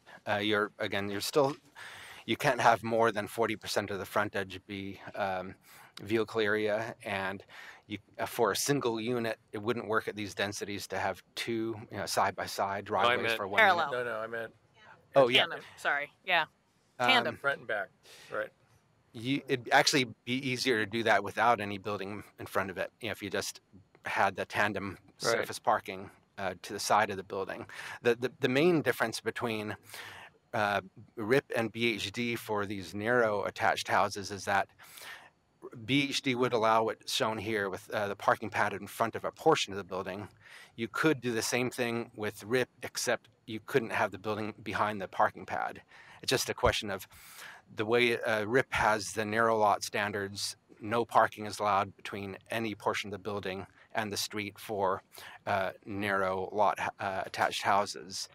BHD allows it as long as you're not in front of the facade. So you could be, again, in front of a portion of the building. And again, sorry that we're really hitting the weeds, but it is a minor difference between the 2 proposals, and wanted to see if there's any take as to whether we go for consistency one way or the other. And again, the consistency, BHD allow this for all housing types, whether it's a duplex unit or a pair of attached houses, or RIP retain a different approach for a land division approach of narrow attached houses. Okay. Or again, the other consistency is just never allow this arrangement, even if it's set to the side of the building. Any questions, comments? If you like Eli? the picture, you vote for A. I hate to be remembering this at this point, but having gone through the RIPSAC process, one of the sole areas where there seemed to be consensus maybe was Morgan or someone else could remind me if I'm wrong, was that for narrow lots not to allow parking in front. Like that was one of the reasons people were comfortable allowing narrow lot development, is if you just didn't allow that housing type, which you heard from a wide variety of stakeholders, which makes it harder to have a consistent treatment across these codes, because that would steer us towards B. Actually, would steer us towards B on the other one too that we just talked about. So I'm sorry to bring that up late, but that was one of the things that came up in the residential infill project, is that there was sort of an appetite to say, look, if it's a narrow lot, you can't be putting parking out front. So, so I have a question, Eli, because I think this is really. Did people understand? So again, looking at this question, in general, I would say I don't want parking out in front. But did you was there a specific discussion about this situation where no, in the back of the lot there's this little wing, and by the way, that's considered a frontage, therefore you can't park in front of it? Or was it just generally no, there's no parking out in front? And to me, those are really important distinctions. No, you're right. It wasn't that nuanced. So that would argue for option 3 would be to say, yeah, maybe we do have the latitude to tuck the parking into an L of a building. But going back to the one we just discussed a moment ago, whether you can have parking out in front, I think the residential infill project folks would have said, let's not allow parking in front of a 25-foot wide lot at all.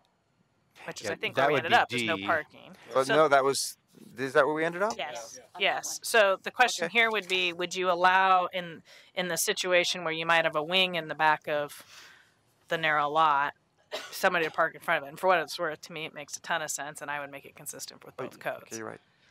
Yeah, I think a simple way of looking at this too is if you find this example acceptable and you want to allow for it, it would be A. If you find it unacceptable with having the parking in front of any portion of the building, then it would be D. So acceptable, okay, if you like it, A. If not, that's a D. Bill, and just to be clear, we're looking at 25-foot lots here, is that? Yeah, these examples are approximately 25 foot wide. They happen to be in East Portland. It's what you sometimes get if you divide a lot, one of these deep lots, and you're trying to create some parking access on a new private street.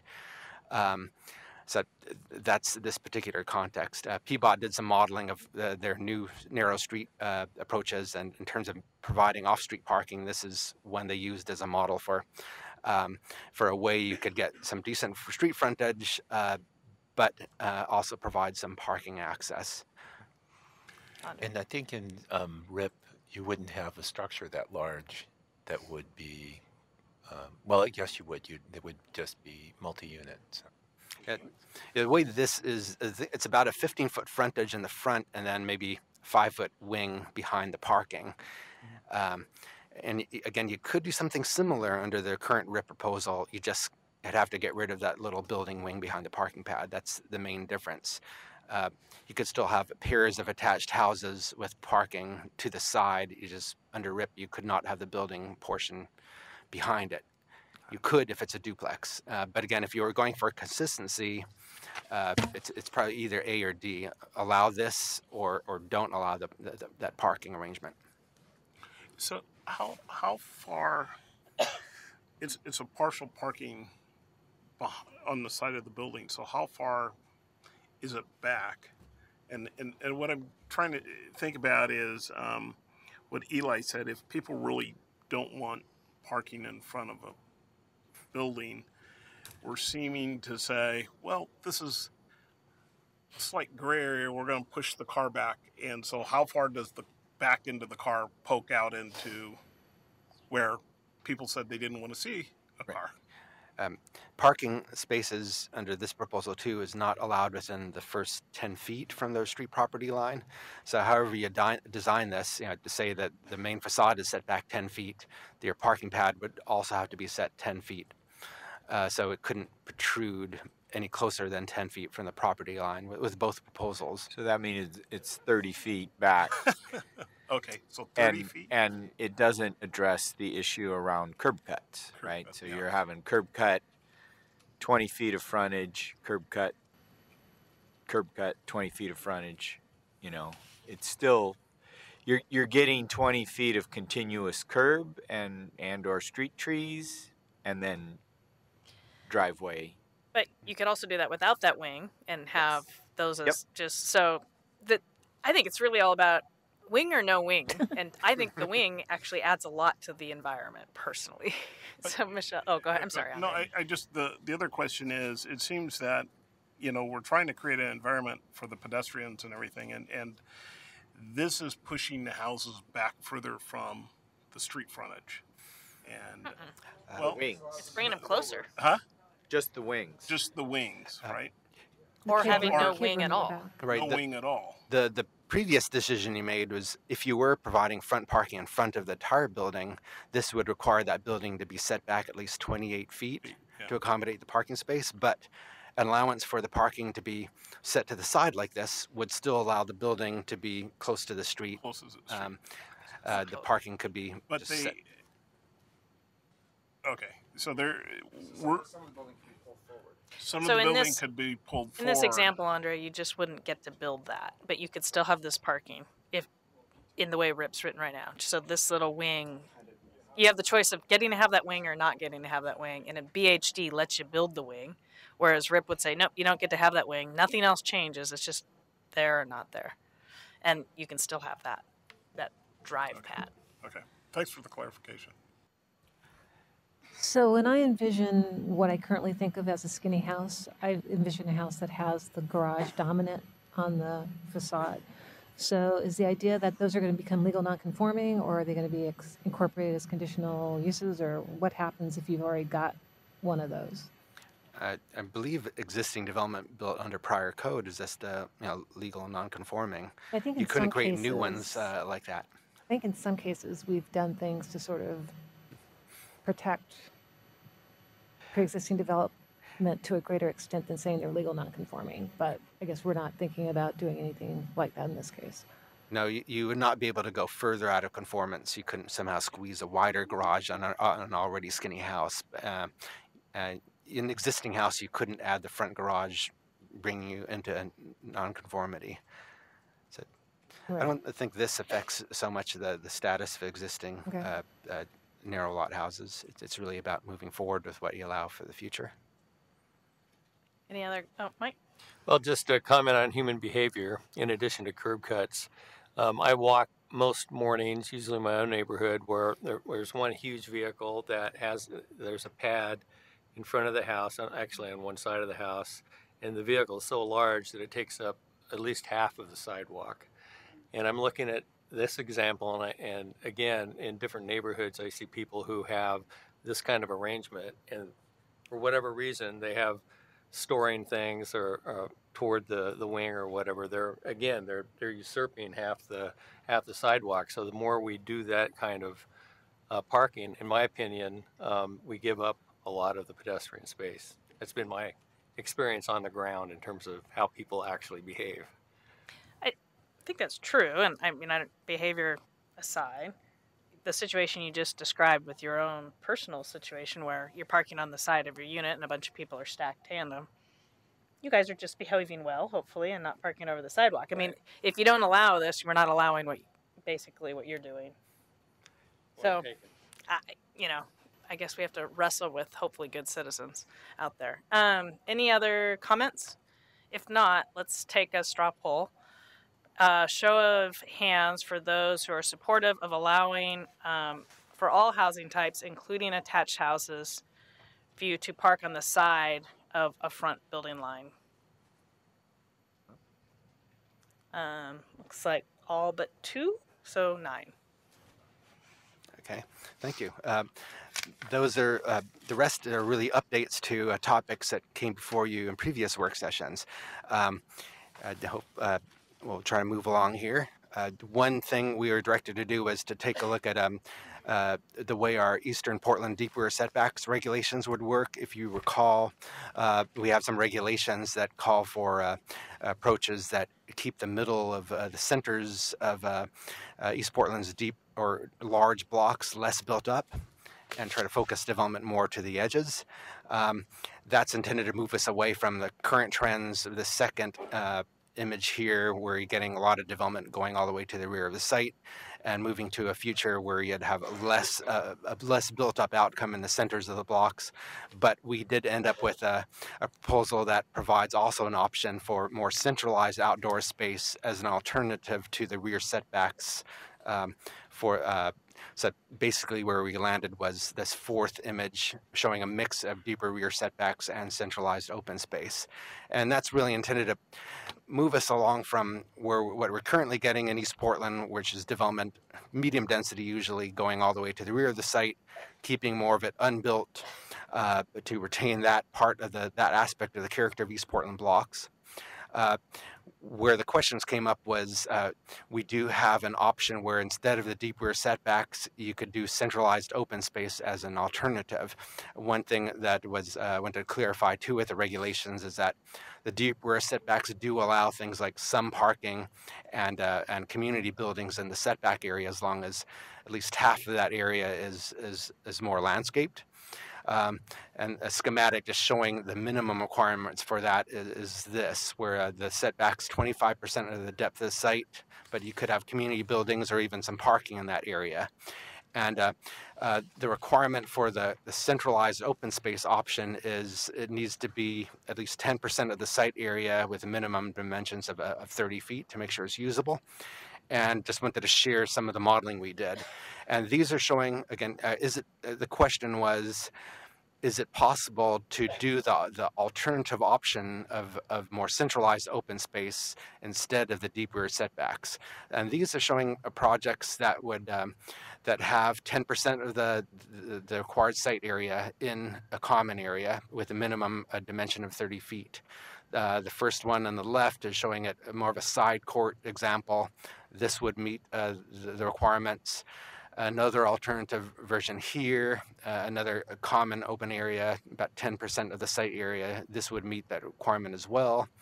And then another option here, which dispersed the parking a bit more and had a somewhat larger centralized open space. Those would meet the requirements. We also took a look at some existing projects in East Portland that did provide centralized open space to see whether or not they would meet that alternative option for the centralized open space. And these examples were all meeting that minimum requirement and the minimum dimensional requirements. I think 3 out of these 4 were nonprofit affordable housing developers, which tend to have a mission towards providing that outdoor space. So staff's really, at least what we came out of taking a look at these examples and our modeling was that alternative option of providing centralized open space, as long as it's 10% of the site area, would work as an alternative to the deep rear setback requirement. So the way those requirements work is either you provide that deeper rear setback, or you can be exempted from it if you're providing outdoor space elsewhere in the site that would meet those basic requirements. So any questions or comments about that? I think I was the one that was pushing you on this, and that all makes sense, and I appreciate the modeling that you did on it. Thank you. Any other questions? Eli? Oh, I'm sorry. I just had a thought on the prior one. So you can get me in trouble for this. When we did a good job of getting consistency between the residential infill project and the Better Housing by Design homes, duplexes, triplexes, attached homes. Is there, in doing so, do we create a schism within Better Housing by Design between those types of housing and like a 20plex? In other words, if we just,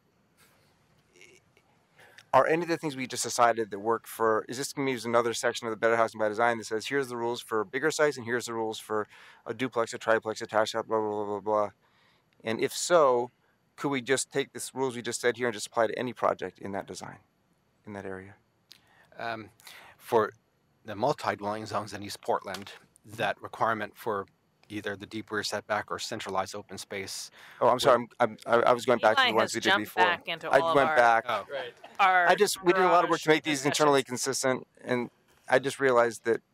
So perhaps just to keep us moving on, I think it's a great point, and I guess it's just we'll follow up. Would you take a chance to kind of look through the code and make sure that if we've created a situation that makes sense for duplexes and triplexes or whatever, doesn't make sense for multi or should make sense for all of them across the code to keep them consistent? Just let us make sure we have an opportunity to dwell on that.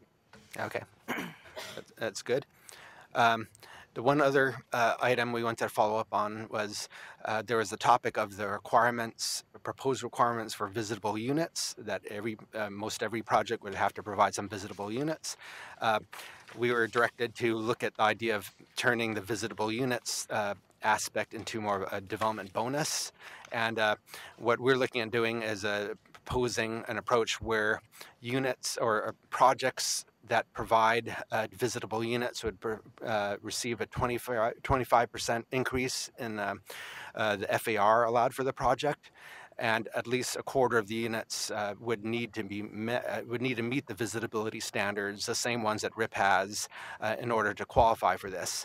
We had originally looked at this idea of, can we price it? What's the cost of providing visitable units, and can we find some corresponding FAR value? And it was basically impossible to find a complete correspondence because the costs vary so much depending upon site configurations. Is it a raised lot or not? If it's raised far enough, no FAR is probably going to totally make up for the cost of providing that visitability. So we are looking at just a 25% increase in FAR for those projects providing the visitable units. What this would do is a 25% amount would nest fairly well with the other bonuses. Generally, the maximum bonus FAR is a 50% increase, where for larger projects, you get that 50% increase through inclusionary housing. For smaller projects, we have the offer for moderate income affordable housing. For projects providing 3-bedroom units, there's additional scale provided, a 25% bonus. The 25% bonus for visitable units would be another 25%, which would allow small projects, say, providing a combination of the 3-bedroom unit family housing bonus plus some of those being visitable, could achieve the 50% increase that is the total cap permissible through the bonuses. You could also have a mix of the transfers from FAR from other sites mixed together with these allowances. So our proposal at any rate is to have the visitable unit standard be a voluntary development bonus where you would achieve 25% additional bonus. So for the smaller scale zones where that might be possible, that would allow an increase in RM1 zone from 1:1 to 1.25 to 1. If you mix it with a 3-bedroom bonus, you would be able to achieve the full 1.5 to 1 FAR achievable through bonuses. You could imagine a situation where the example on the upper right could be a 6-plex with visitable units on the ground floor that have 3 bedrooms. At any rate, it seems to nest pretty well with other bonuses. But interested in your thoughts or comments on that proposed approach. Chris and Eli.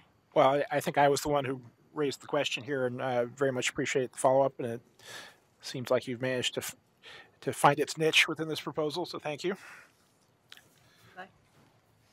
Can you go back to the prior slide? I like this general approach, but I just wonder if you're getting into a building type where you have to meet accessibility requirements, does this effectively just upzone all the RM3, RM4 properties by 25%? Not necessarily, because some of the building code requirements for what they call type A and if you type have an B elevated building type, wouldn't those naturally meet this requirement? And or am I missing something? Most of the elevator type apartment buildings may be meeting that 20-unit inclusionary housing threshold. So this would probably be something that's more useful for smaller projects with less than 20 units in a building. One issue that's different with the building code is the visibility standards have stricter requirements than the lower level of accessibility type B units in the building code.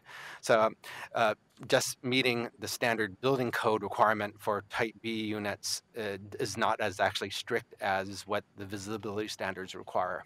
So you'd have to actually go the extra mile beyond what the building code requires to meet this. Type A units have a higher level of accessibility, but only 2% of units need to be type A accessible units. So this actually does exceed what the building code would typically require. I'm sorry, this is another deep in the weeds kind of topic, but I think basically it's not going to be useful for large projects already subject to inclusionary housing. It'll be more useful for smaller projects that aren't going through inclusionary housing, and the visitability standards would require a higher level of access than the building code would typically require. So I'm catching the larger projects are capped. The FAR bonus. Okay. So you can't get more than 50% FAR bonus unless you're doing the deeper affordability bonus. Okay. So you mix and match either the inclusionary bonus or the other options, which is the family housing, the visitable units, or transfers. If you're in that middle column, you can't get more than 50%. So if I'm a big project and I'm doing inclusionary housing, I'm not really interested in any of those other bonuses. Okay, that helps. Thanks. So that's why the transfer market is really limited to projects with less than 19 units. Question. Is visitability another issue where we have inconsistency with RIP? Because remind me, I think in RIP we're mandating visibility for your third unit. Well, it's not quite mandated. Yeah, it's if you're going to 3 or 4 units in a single lot, then the visitability standards become a requirement, but it's not a requirement that you go to 3 or 4 units. But so it's inconsistent that if I'm building a triplex in the multifamily zone, I do not have a mandatory visibility requirement. If I'm building a triplex in RIP, I do. So isn't that it? It depends how you look at it, because if you see that going to 3 or 4 units is a voluntary thing, it's kind of a bonus, but along with it, you have to do visitable units. Here, you have the voluntary choice of doing visitable units, and you get some additional scale. And help me, Tom, because in my mind, it's an inconsistency. We started with this concept: if we're doing a triplex in a RIP zone, single-family zone, or if we're doing a triplex in a multifamily zone, the regulations should be the same. So I build my triplex in the multifamily zone, none of it's visitable. I take that same design, and now I'm in a single-family zone. I go to BDS and go, just got approved. Here it is. And they're going to be told, nope, we have a different regulation for triplexes in RIP. You have to have visibility. It is a bit different. I think it was our October 9th work session. There was original proposal was that any more than 3 or more units on a 5,000 square foot lot would trigger mandatory visitable units. I remember the discussion. I might have been a minority. The IPSC's choice was to not make it mandated in all cases and make it more of a voluntary bonus. I think it also gets back to the map, right? We've already mapped certain parts of the city to be higher density. We allow that. Whereas in our single family residential neighborhoods, that's the predominant character. Now we're essentially incentivizing a higher density housing type, and in exchange for that extra scale, you have to have a visible I unit. appreciate the rationalization, and it's a good one. But it's not the same thing as where we started our conversation today, and I don't know if we had a formal consensus that. Right. We heard from BDS. BDS's position was a triplex is a triplex. We don't care what zone it's in. So we're not following that policy suggestion from BDS as RIP now stands. We have a discrepancy. A triplex is different. I'm just making the point. Well, one thing that would be consistent is an issue the city attorney had identified was making visitability mandated, which in the multi-dwelling zones, because of minimum density requirements, it would push everything to have to meet this requirement. But there's this visitability requirement does conflict some with the building code. This is in a way that conflict is fixed because it's now a voluntary bonus. You could choose to do development without visitable units, and then you don't run afoul of the state code. And the single-family zones, the safe landing spaces, because there's still the allowance to do development in those zones without triggering visitability. Visitability is tied to a voluntary choice to do higher density. So we have arrived at a point where for both projects, the visibility standards are linked to a voluntary provision. You do more development scale. In exchange, you have to do, there's visitability tied to it. So the way it had been is when we required it above a certain density, including things that are required by minimum density, we put ourselves into a difficult situation with the state building code. But we're now avoiding it with it becoming a voluntary bonus. Chris? Got it. I would suggest perhaps when we do our RIP revisit, we remember to at least reconsider the issue of, do we want to not make visitability mandatory for triplexes and RIP? Well, it's not mandatory. Right. It's not mandatory. If you want to do a triplex, it is. Yeah. Sure. I think the difference is that we're not trying to make every single aspect of BHD and RIP consistent. We're trying to make certain things, in this case, how parking affects the streetscape is the area we spent time on today. A triplex is the high end of RIP.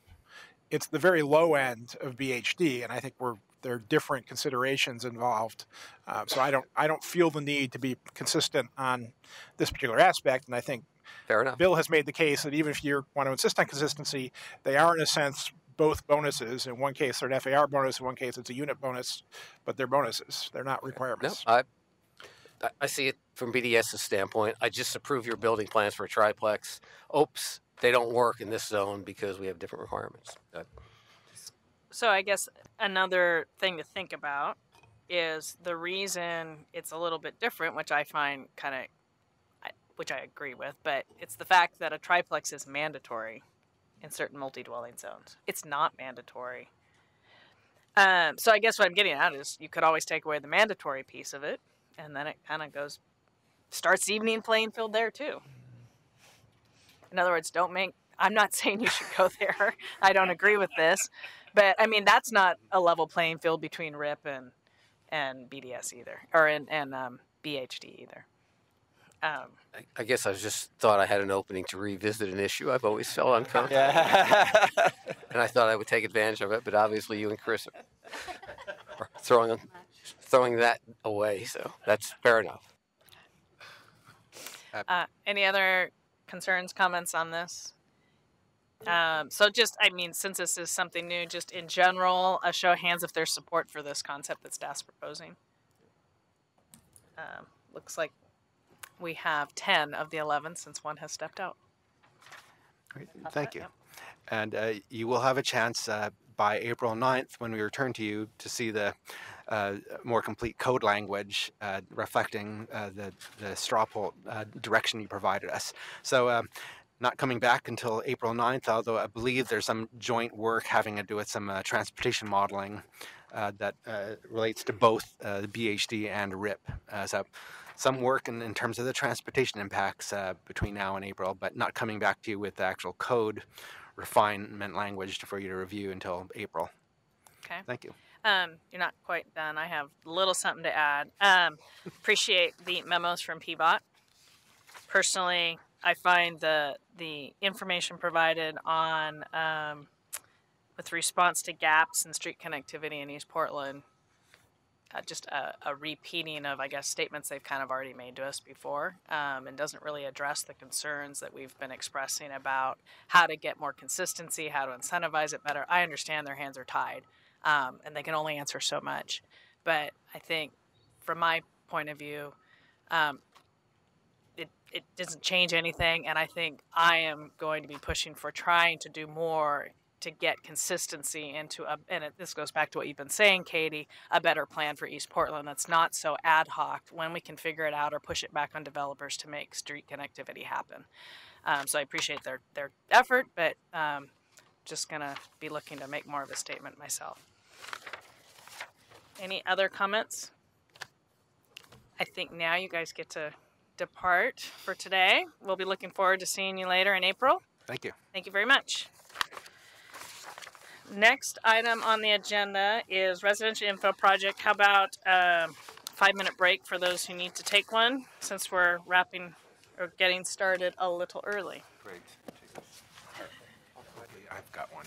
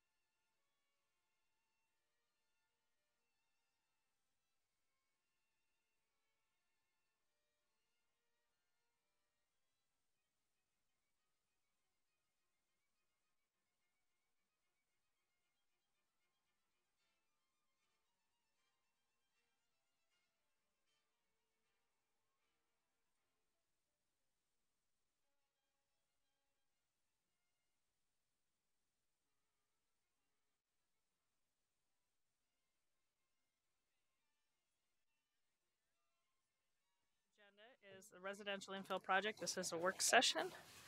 Thank you Hello. very much. Well, thank you for having us today.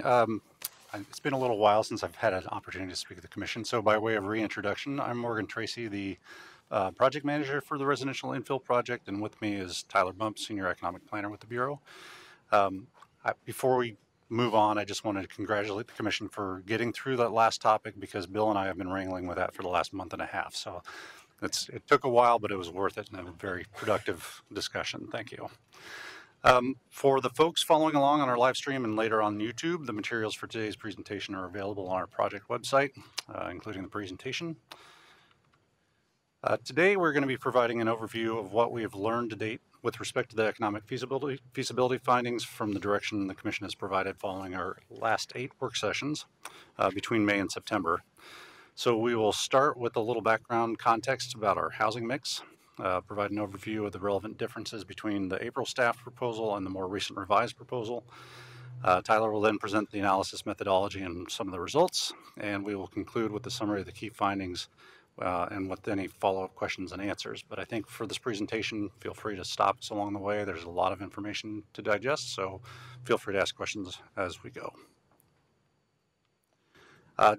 By way of background, our current housing mix, this is a snapshot of our 254,000 units that are in the city today.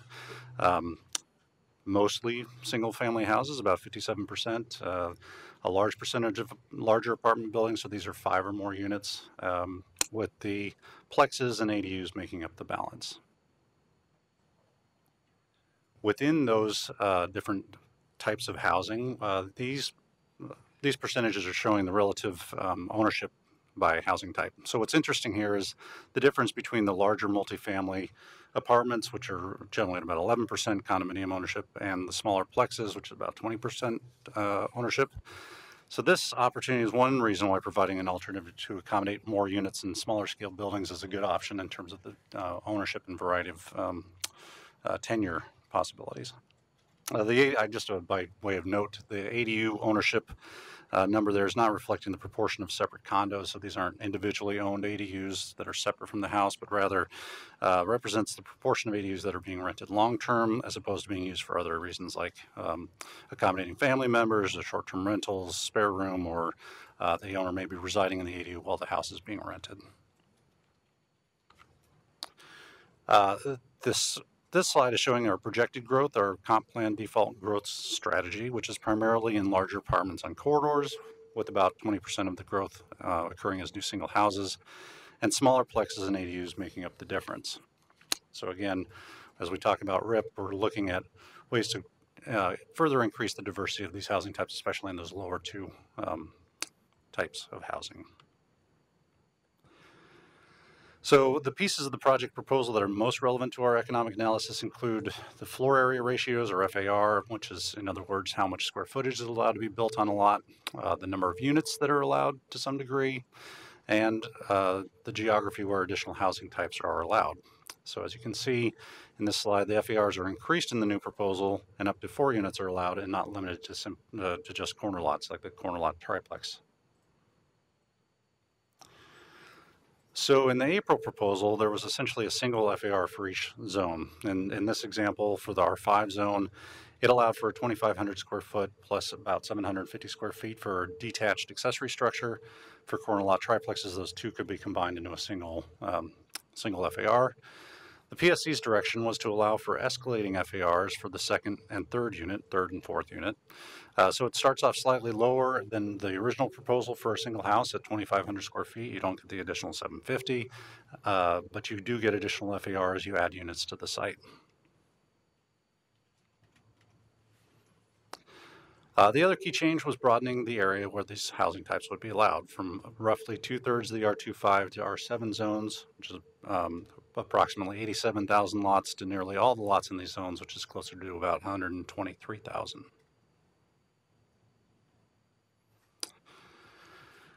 And these graphs paint a rather sobering picture about what is happening in our neighborhoods, not just in Portland, but across the region. So the graph on the left is showing owner-occupied households, while the graph on the right is renter-occupied households.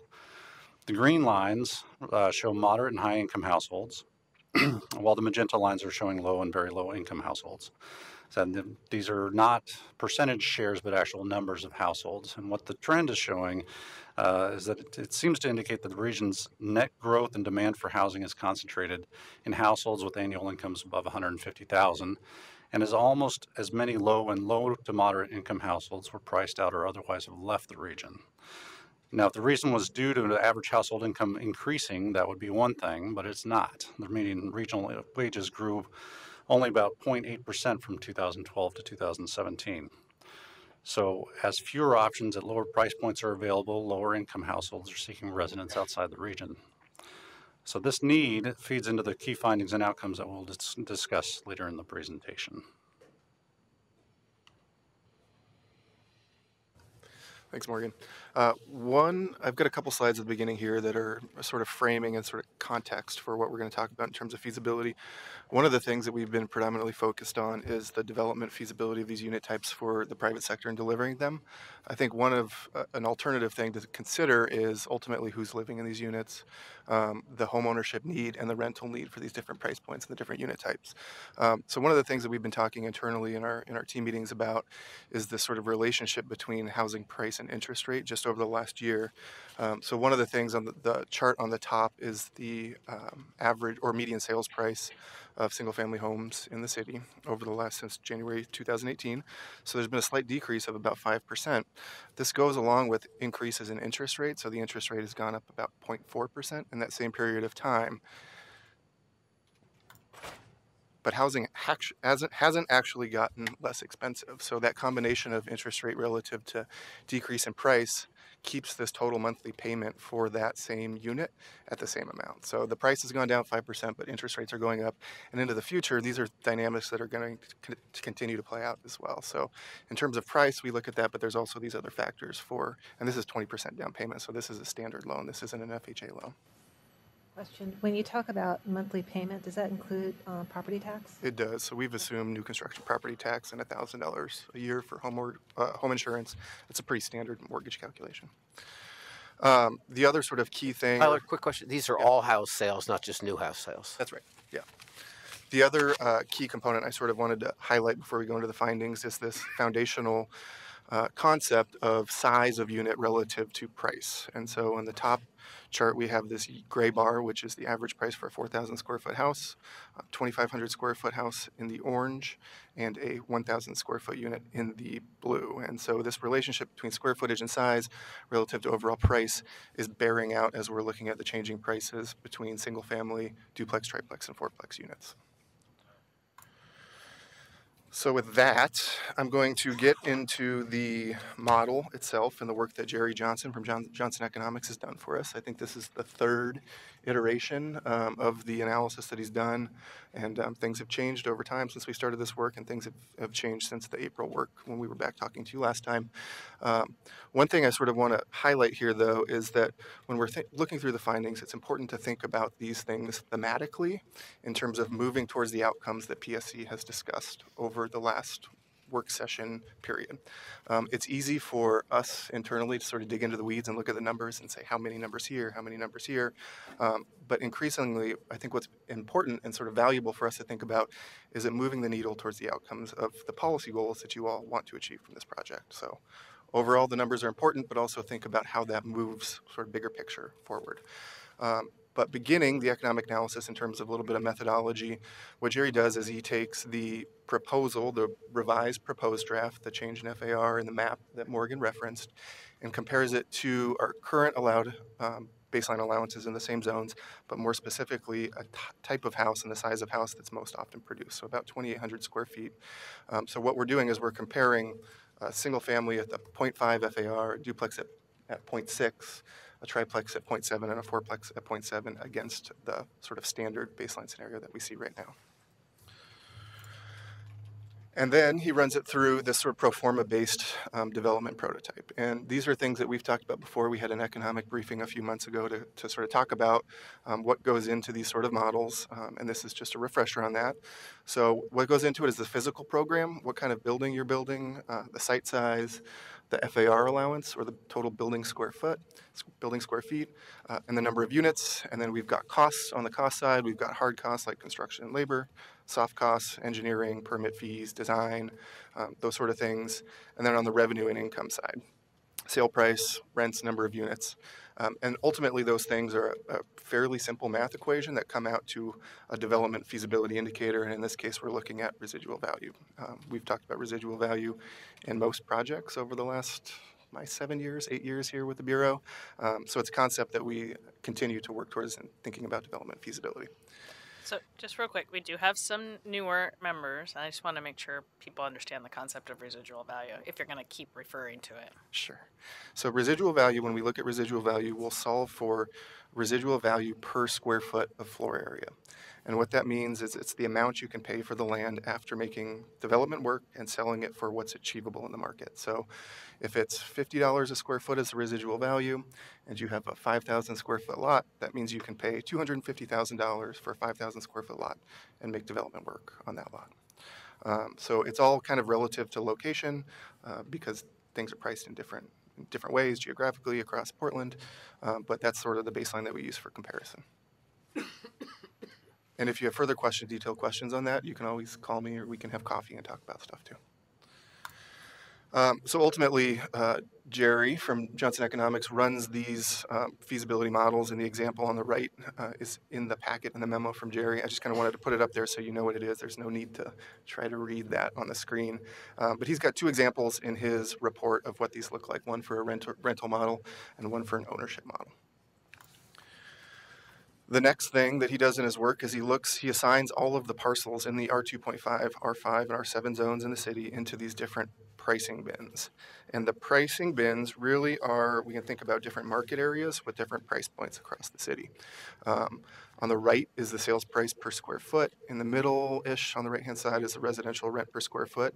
And these are the achievable rents and achievable sales that you can get in different parts of town. Those numbers on the right, those pricing bins go into his model. They don't really mean anything unless you know what the areas are. So I'm going to sort of give a couple examples right now of those geographies where those are. In bins 4 and 5 there in the middle, those are similar in market to St. John's or Montevilla. Bins 6 and 7 are similar to Multnomah Village or South Burlingame. Bins 9 and 10 are very similar or include inner southeast neighborhoods, Sunnyside, Buckman, Richmond, those sort of places. And then bins 1 through 4 represent some different kind of market variations in East Portland. And this is something I kind of wanted to highlight because sometimes when we talk about East Portland, we talk about East Portland as a large area that's all the same. And that's absolutely not the case. There's different demographic characteristics and there's very different market conditions across the geography of East Portland. So on that fourth end, that sort of higher end of market pricing for rents and home sales, bin number 4 are market areas that exist in East Portland in areas like Mill Park, Russellville, and Lentz, and parts around Gateway. So there is variation in East Portland about what those achievable rents are. And the reason that I bring those up is because those pricing bins, ultimately we get to these net new units from the proposal. So we take these units, take all of this work on the development feasibility, and figure out where those units are likely to occur given these different price points. Essentially where the residual values make sense for development to happen. Yep. So does that mean if you have, presumably at some residual value of land, it flips from doing one house to more than one house, or 2 to 3 or 3 to 4? Yes. Does this model assume that when it flips, every time that lot comes up, a 3-class gets built on it? Or does it assume that there's some, we've seen historically that there's some gradation on that. How does the model work? There is some variation in that, and I'll talk about that in the findings at the end about why that happens. But ultimately, the way Jerry runs this is a highest and best use. So if the highest value, it assumes a sort of rational decision maker. I'm going to sell my land and make as much money as I can, and a developer is going to build something that produces the highest revenue for them that satisfies the demand of the market. In some cases, that's a single house. In some cases, that's a fourplex. And so this model does account for that. We don't have it broken out here, but this is all just total units. And I'll talk about the differences in the end a little bit. One thing I wanted to focus on here is this band of 5. four price bins that are highlighted in the red area right there. These are the pricing areas where the majority of new units under the revised proposed draft, these new FARs and MAP, are likely to occur. 86% of all of the new units in the revised proposal fall within these four categories.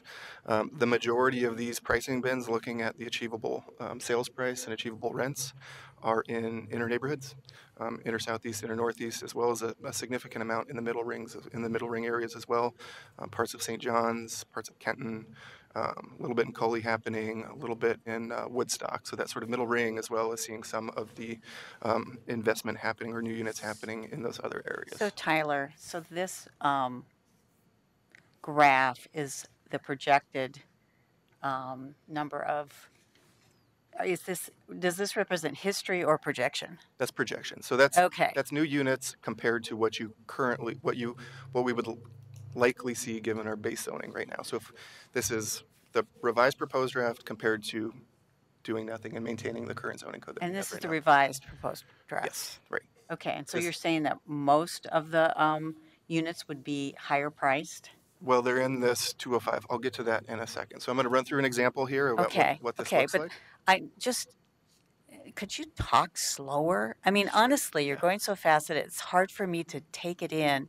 And I am not an economist. So I would really like you to make those inferences and, just kind of make it so that, like, I understand it and somebody listening on, to this meeting online would kind of understand it. Sure. So, okay. It's fairly technical work here, and so I'm trying to summarize it and sort of leading up to the points that I think are going to be the most interesting. I'll slow down to help communicate that a little bit better. Yeah, that would be helpful for me. And one quick question. Price bins 1 and 2, are those neighborhoods that we added when we expanded? Some of them are, some of them were in before. I think what we have to do is one of the refinements that we'll be doing over the next few months is looking at where these are happening as part of the displacement risk analysis. So that's a sort of next phase that we'll come back in a couple months and talk to you about. So one example I wanted to highlight is this pricing bin 8, and I just chose one of these areas that are in the middle, that's on the lower end but produces a number of those units in that 4 category that I talked about. This pricing bin number 8, in terms of a market area and geography, is pretty similar to North Tabor, the neighborhood in Northeast Portland, and also pretty similar to Arbor Lodge in North Portland. So a little bit more expensive, but still sort of in the middle of housing affordability for middle ring neighborhoods, inner neighborhoods. And the outcome of this, I have different examples here of a single family house, a duplex, a triplex, and a fourplex. I'm going to start looking at this from the single family and duplex. This is what the analysis would show for a single family house and a duplex, so 2 units at 1,500 square feet per unit, for average sale price of that unit at this price per square foot, and also average rent. So one of the things, this is single family versus duplex, is we're looking at a likely supportable value for a single family home of about $770,000 and a 1,500 square foot unit in a duplex at around $463,000. These average rent prices are extremely high, and the market wouldn't produce these because nobody's really going to rent that house for that amount. So in these cases, it's more likely that they would be ownership than rental for the single family versus duplex in this pricing bin in these locations. The thing I wanted to highlight here is what these prices are relative to median family income. So the single family home on the left is about 170% of median family income. On the right, it's about 110% of median family income. And those are different household sizes because they're different sized units. But in general, a 2-person household, to summarize what average incomes are in the city, a 2-person household, 100% median family income is $65,000 a year. For a 3-person household, it's $73,000 a year. And for a 4-person household, the average median family income is about $81,000 a year. So when we talk about these relationship to 100% median family income, those are the sort of bench average that we're talking about, or medians that we're talking about. Quick question. As the unit gets smaller, wouldn't you have a higher price per square foot in terms of rent? Potentially, you could. Jerry sort of kept these standard because we're comparing so many different types across each other. And the reality is that some of the costs could vary, and some of the sales prices could vary. We've talked to a number of developers and a number of stakeholders, and there's a range. So we wanted to pick one value that represents that range. And again, thematically, look at the results in terms of what this does to move the outcomes, more than specifically on the cost or the revenue side. But there is some sort of fuzz around these in terms of the costs and the revenue. The next one I wanted to highlight is the triplex, fourplex scenario, and this is when you get to the 0.7 FAR. So at 0.7 FAR with 3 units, you're at an average unit size of about 1,166 square feet. Because that price point, or because that unit is smaller, it brings that average sale price down to 360,000 or so.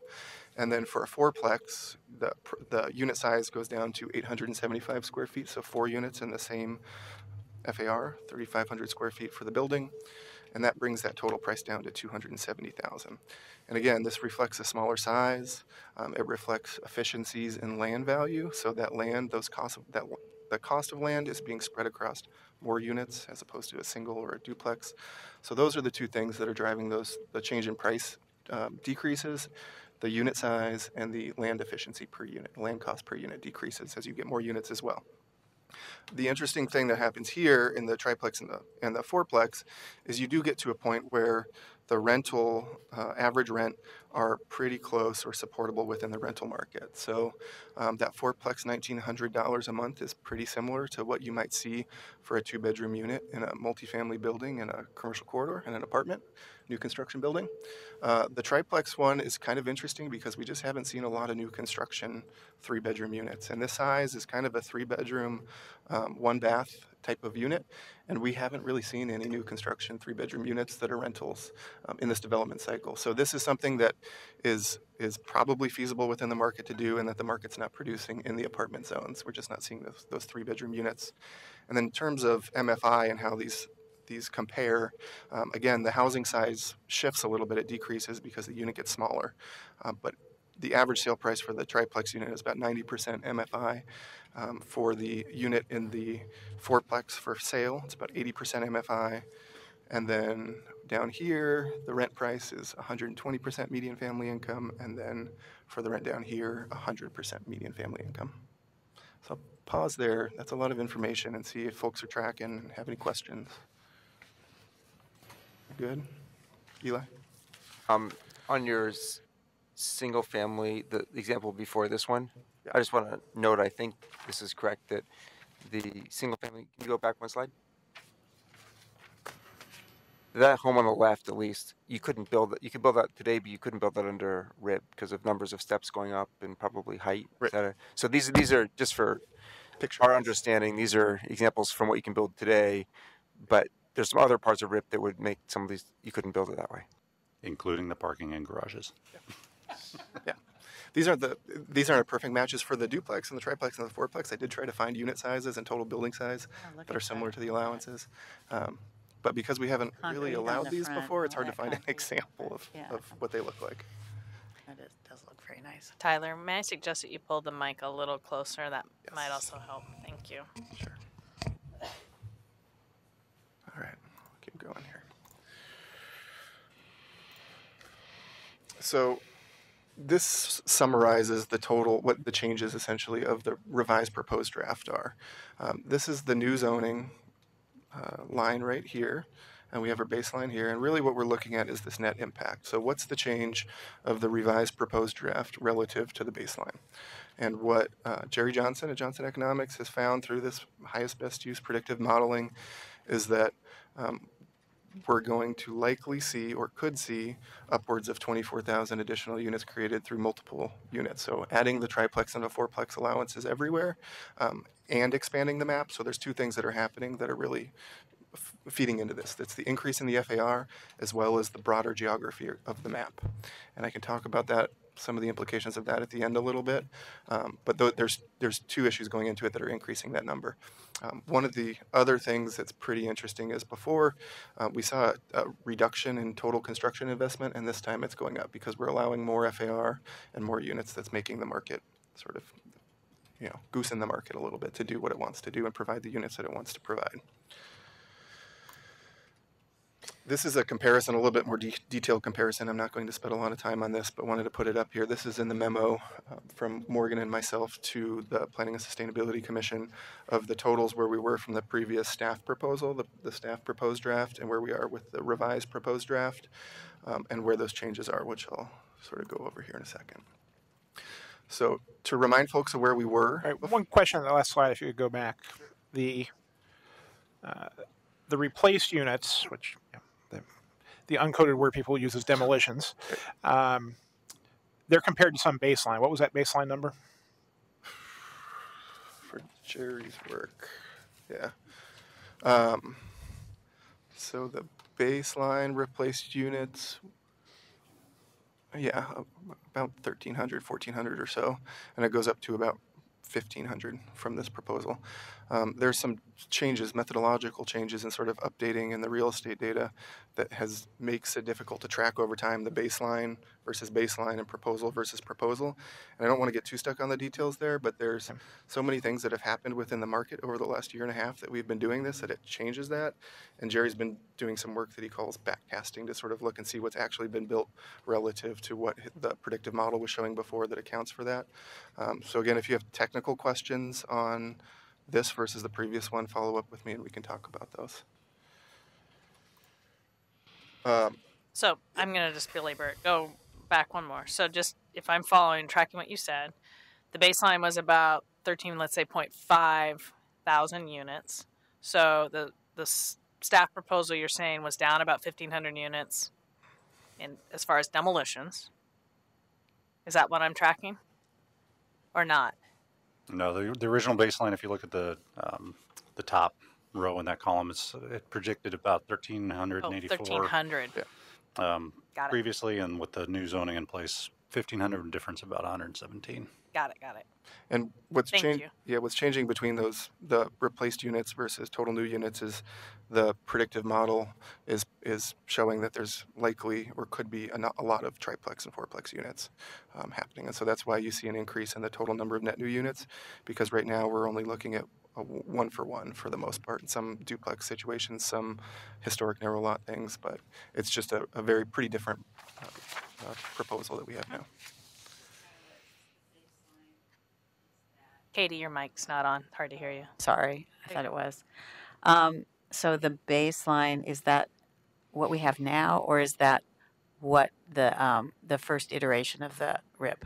The baseline is the current zoning and what we see being built trends in the R2.5, R5, and R7 zones. Yeah. And then the new zoning is the second iteration? That's correct. Okay. Yes.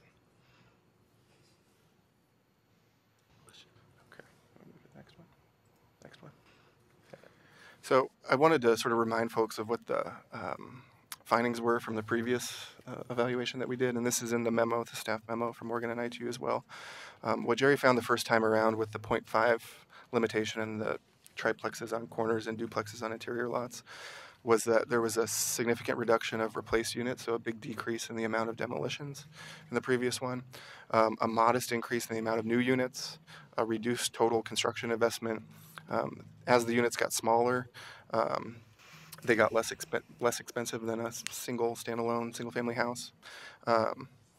The units were predominantly ownership with limited new rental housing, and a lot of that had to do with the unit size, is that a larger unit, it's just hard to cross that threshold. There's not a lot of folks, not a lot of renters that are going to be paying a high price for a larger unit. So it was predominantly ownership in the previous analysis. And what's changed with this one around is we're seeing a significant increase in new unit production, greater overall construction investment, modest increases in replaced units. So we went from a reduction essentially in demolitions from the staff proposal to an increase of 117 over the 20-year period. Units smaller and less expensive than a new single-family house because they got smaller, they got less expensive for both ownership, and that also drives the rental piece as well. So those triplex, fourplex units get smaller, and it's more likely that they could be rentals in the locations that support them. And the resulting unit sizes really bring that average rent down. That's really the thing that's driving that rental allowance. So we're more likely to see more rental units. than we saw in the previous draft, but it's still likely that we'll see a mix of ownership and rental, depending on the market and what folks are looking for. Would you go to the next slide? And a couple things that are not related to the economic analysis that I think are worth mentioning. One is that there is pretty broad market depth and need for ownership uses at the prices that are supported by the duplex, triplex, and fourplex units that we're looking at here. And that's a way of saying that there's a lot of folks out there that could and would, current and future Portlanders, that could and would be interested in buying and living in a unit in a duplex and a triplex and a fourplex. And the market for a large single family house, essentially households that can pay, in that situation that we looked at earlier, $770,000 for a single family house, is much smaller than the folks that can pay $350,000, $450,000 for a unit in a duplex. And our ability to satisfy that demand, I think, is something that we don't really quantify and we don't really talk about, but could significantly impact the future of our city and how younger folks specifically see themselves being here in the future. So I do want to highlight that. The other thing I do want to talk about is the diversity in housing types will occur because every development type that we're talking about serves different markets. And Jeff talked about this a little bit earlier in the fee simple versus condo thing. But for single family houses, there's always going to be demand for single family houses. To the extent that folks are able to pay for that, there will still be demand for that single family house. So that will always be there. Not everything's going to be a fourplex. In the duplex situation, specifically the R2.5 historic narrow lot where you can do a fee simple unit, there's going to be a significant demand for that because it's a larger attached single family type house that is fee simple and does not have the condo HOA things that go along with that. So there's a demand side where homeowners and potential homeowners are interested in that fee simple component, and it's easier for the private market to produce because you don't have the HOA issue and you don't have construction defect liability issues that sometimes can prevent condo ownership or condo development.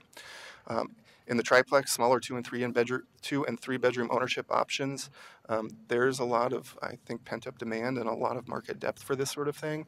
Ownership products that are 2 and 3 bedroom units, it's harder to make happen in a big multifamily building, so we haven't seen a lot of it in this development cycle. And to the extent that we can bring these in at smaller forms, smaller buildings that are more accessible to different kinds of developers, it's likely that we'll see more of these things happening than we have in the past. And then the fourplex, smaller 2-bedroom ownership options and housing choice for renters. So in the fourplex unit, there's going to be demand for that. Not every renter wants to be in a large multifamily building. Some folks want to be closer to a park. Some folks want to be closer to a school.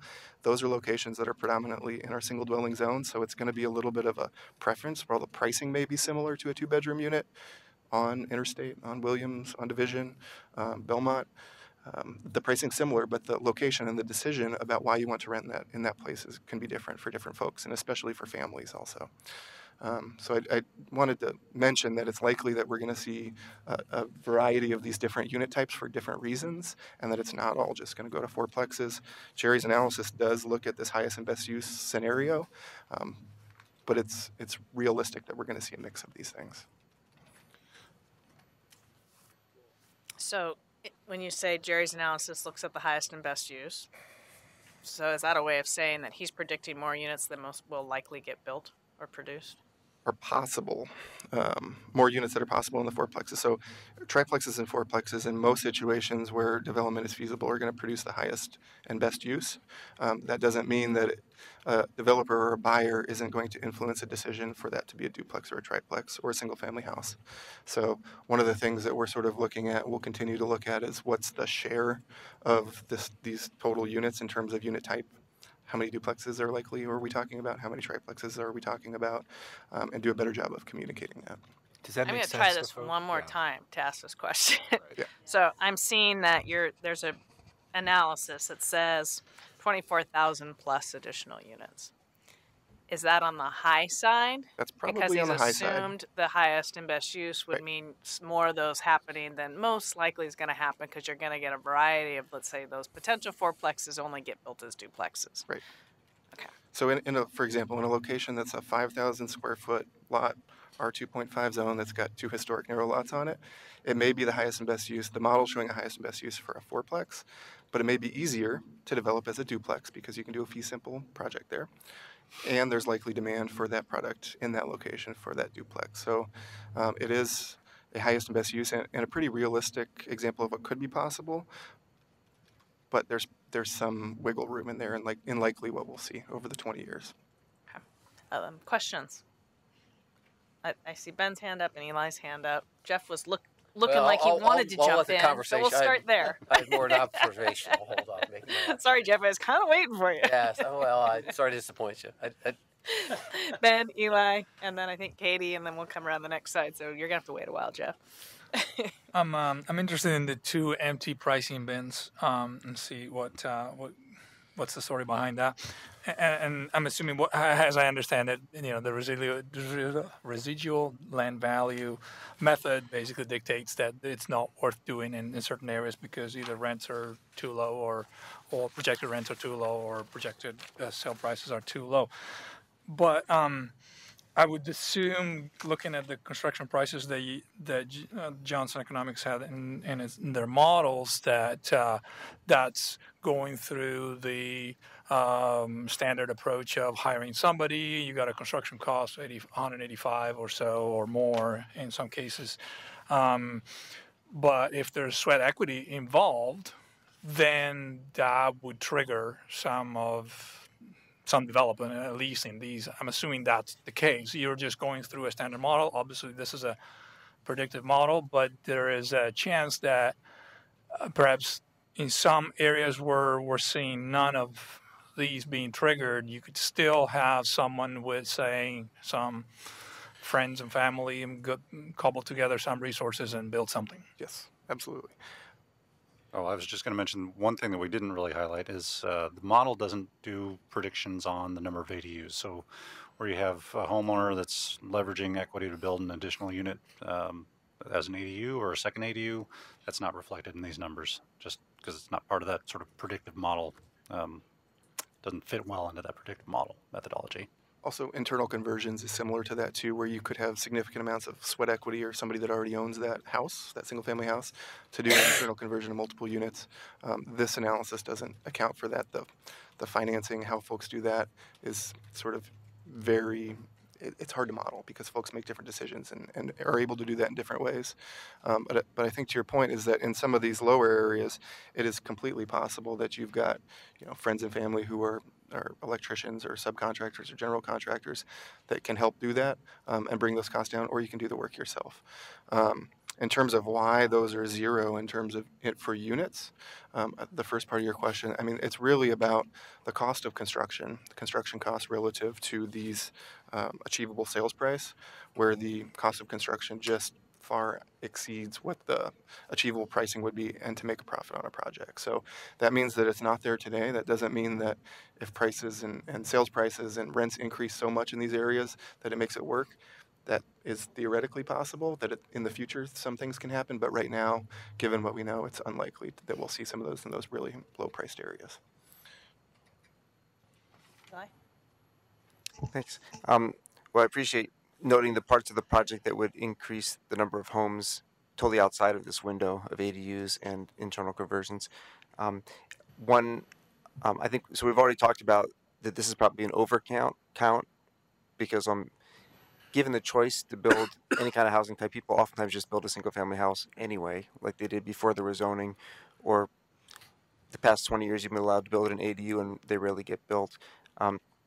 Another element that I think the armchair economist in me would probably prevail on is the average cost per square foot is consistent in the model across all housing types, and we know that kitchens and heating systems cost a lot more. So it's a lot more expensive to build a multi-unit project of the same square footage than a single house.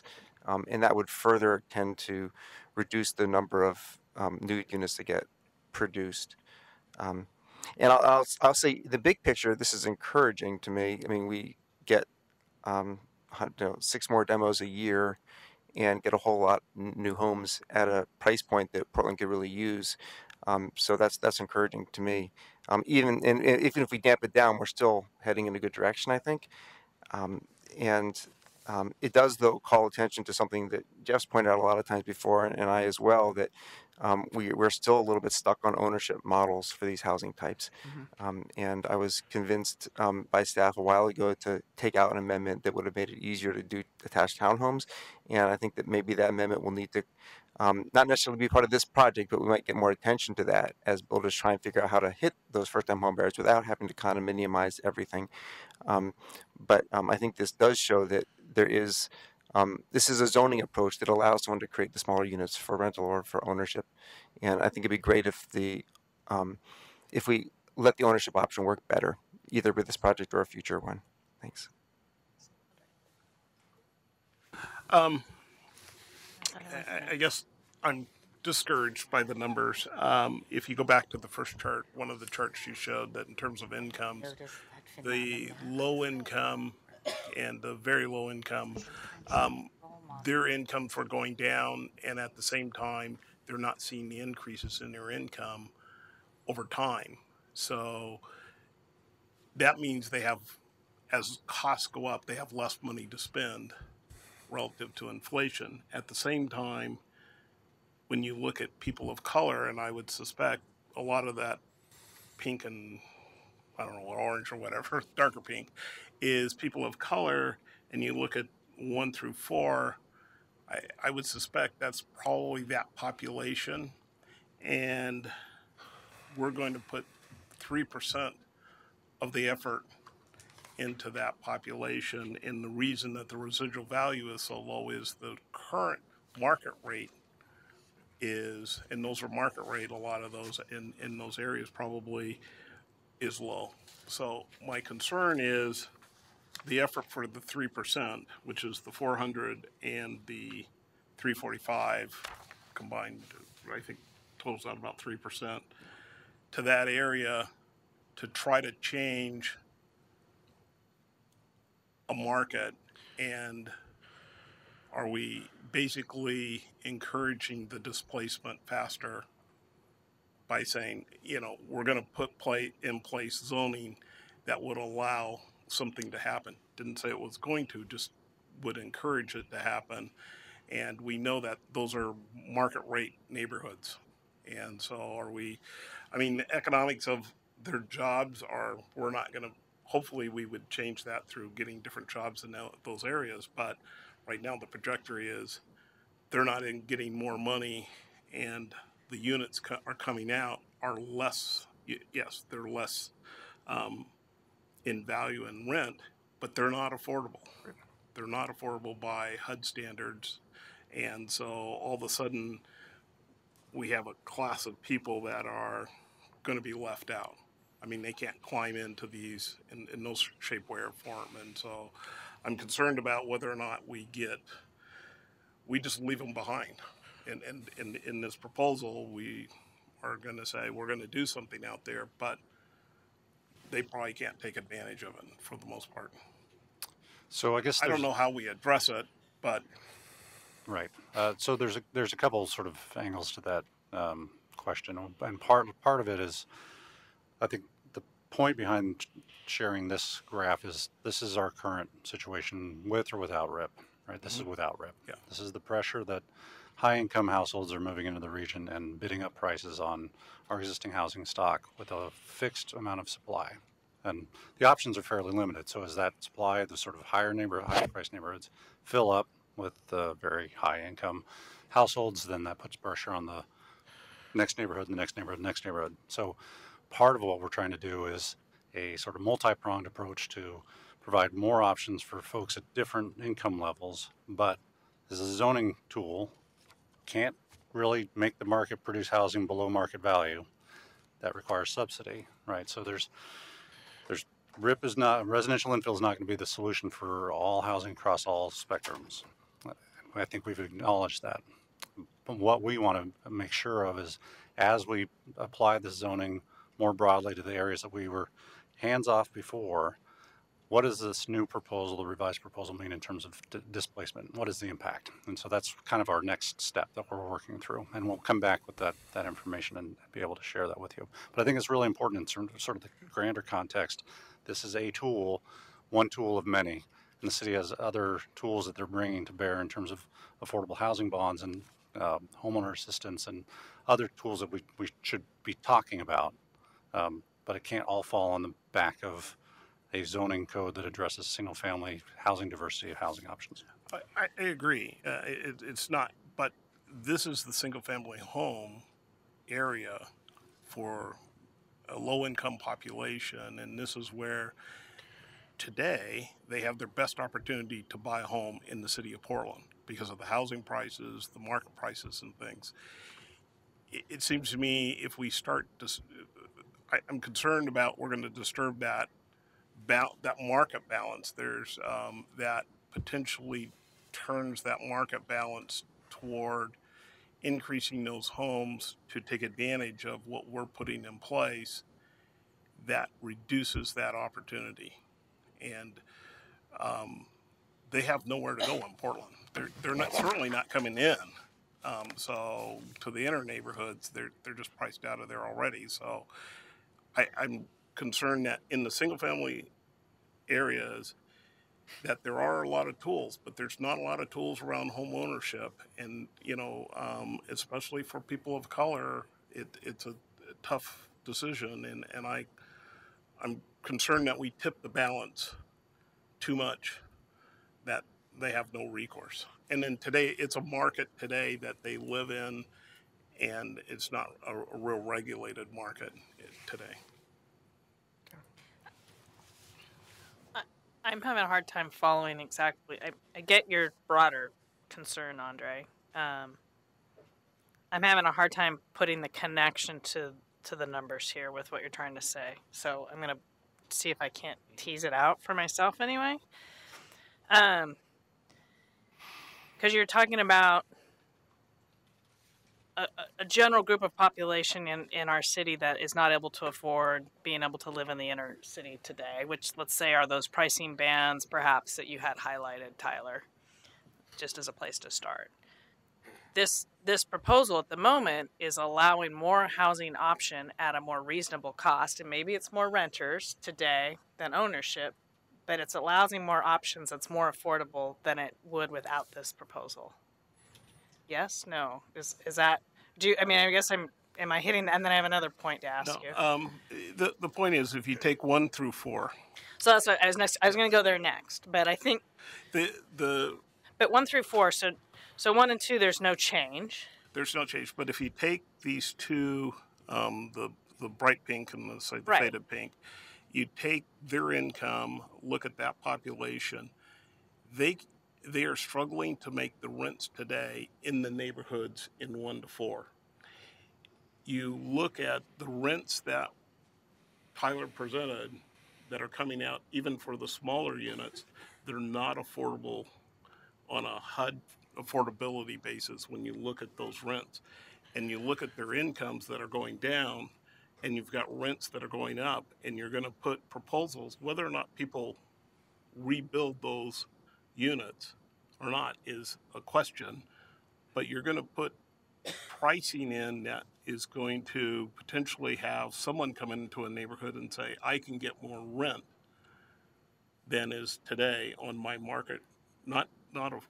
So I guess that's where I want to make sure I understand, because what I am reading this is actually rents are decreasing. They are. In 3 and 4. So. But they're not affordable for the people today. I agree, it's not affordable. But it's better than it is today. I'm not saying it's hit all goals, but it's decreased by about $1,500 for at least bands 3 and 4, whereas today, those rents, are $3,000. So at least we've provided more choices for people who can afford at least the $1,500. Now, again, this isn't the be-all, end-all. I guess what I'm getting at is, are you saying that we need to, this is a start, but we need to place more work or emphasis in bands 1 through 4, or that the whole thing doesn't work because it doesn't serve the entire population, or it doesn't serve the segment of the population? It goes to who you're going to serve. Yeah, they're less. The rents are less expensive when you put larger units on the same property because of residual value. So you get lower rent, lower home prices, and Tyler's information shows that. But even at the lower values, you still are not for the people that are served in these bands, at least in my look, not serving them with housing that is achievable from that standpoint for the majority of them. So is it thought that we might want to constrict the map? Is that where you're going? It may be a possibility. I would want to look further and see where they come out with the displacement. Well, and I guess, to me, constricting the map's only going to make the situation worse. And that's kind of where I'm glad you asked that, because that's kind of where I was getting at. Because if you look at constricting the map, which was certainly something we've been debating, what causes more displacement or not. But if you constrict the map, you don't even get the option of reducing rents at all through this program. In which case, it just seems like it perpetuates where we're already at. And not only that, continues to increase and get more difficult for those individuals to stay in those neighborhoods. Well, this doesn't solve everybody's problem. It doesn't solve it, but you're not putting in place zoning that would potentially permit someone to increase the rents through a zoning proposal that we would pass that would say there's 1 unit today, now there's 4 units, and those rents out of the 4 units are higher than what they had in the 1 unit. I'm not, Joe, go ahead. Well, no, I wanted to let Eli. Eli's been go, and then I'll follow up on that. Well, maybe Joe, you hit that one. Okay. Yeah, why don't you jump first? Well, the big benefit of the residential infill project is getting the most in terms of the amount and the range of housing that we can out of our land supply, this single-family land that traditionally, and it's land supply, it's neighborhoods that are in many cases extremely well served by investments that we collectively, the city has made over the years in those places, transit and parks and all that stuff. So to the extent that people are still going to move to Portland, to the extent that we still go through a wave where a lot of the income growth that we see here is at the high end and the low end, where we still have that bifurcation. The more supply like this that we can create, period, that's more than just 1 unit, the better off we're all going to be. And the better off the whole spectrum of housing is going to be. The thing that I thought was most heartening by this economic study was the fact that there is going to be more increase in triplexes, duplexes and triplexes, and maybe 4 flats than we expected the first go round. That's good. That accomplishes more housing in these places. And that it's more attractive in places like Michelle's saying that's already expensive. So that's good too, because it's not just doing it on the backs of what could be naturally occurring lower cost rental housing that's in a single family setting. And it's not lighting up the market across the whole city as we look out 20 years. So it's in a way a very kind of resilient thing to do, because we're getting the most out of our land supply and our investment, but it's not throwing over our whole housing supply and its whole economic profile in a sweep of a hand. It's not like a gigantic upzoning that one might imagine would do that.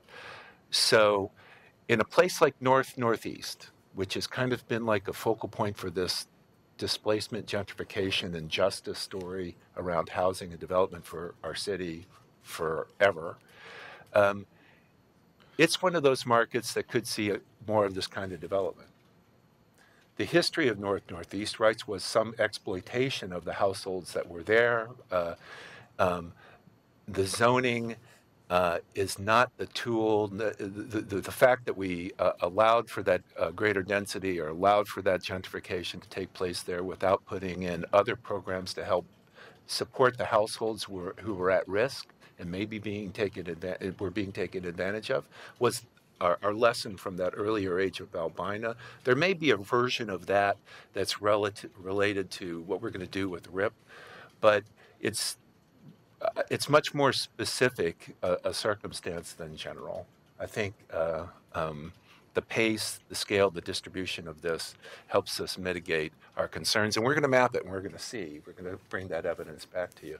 More housing, on our single family land, especially in such a gentle way as we're talking about here, is a great thing to try to do for our long-term affordability. Okay, there are a number of hands up. So I was kind of running this way, then we'll come back.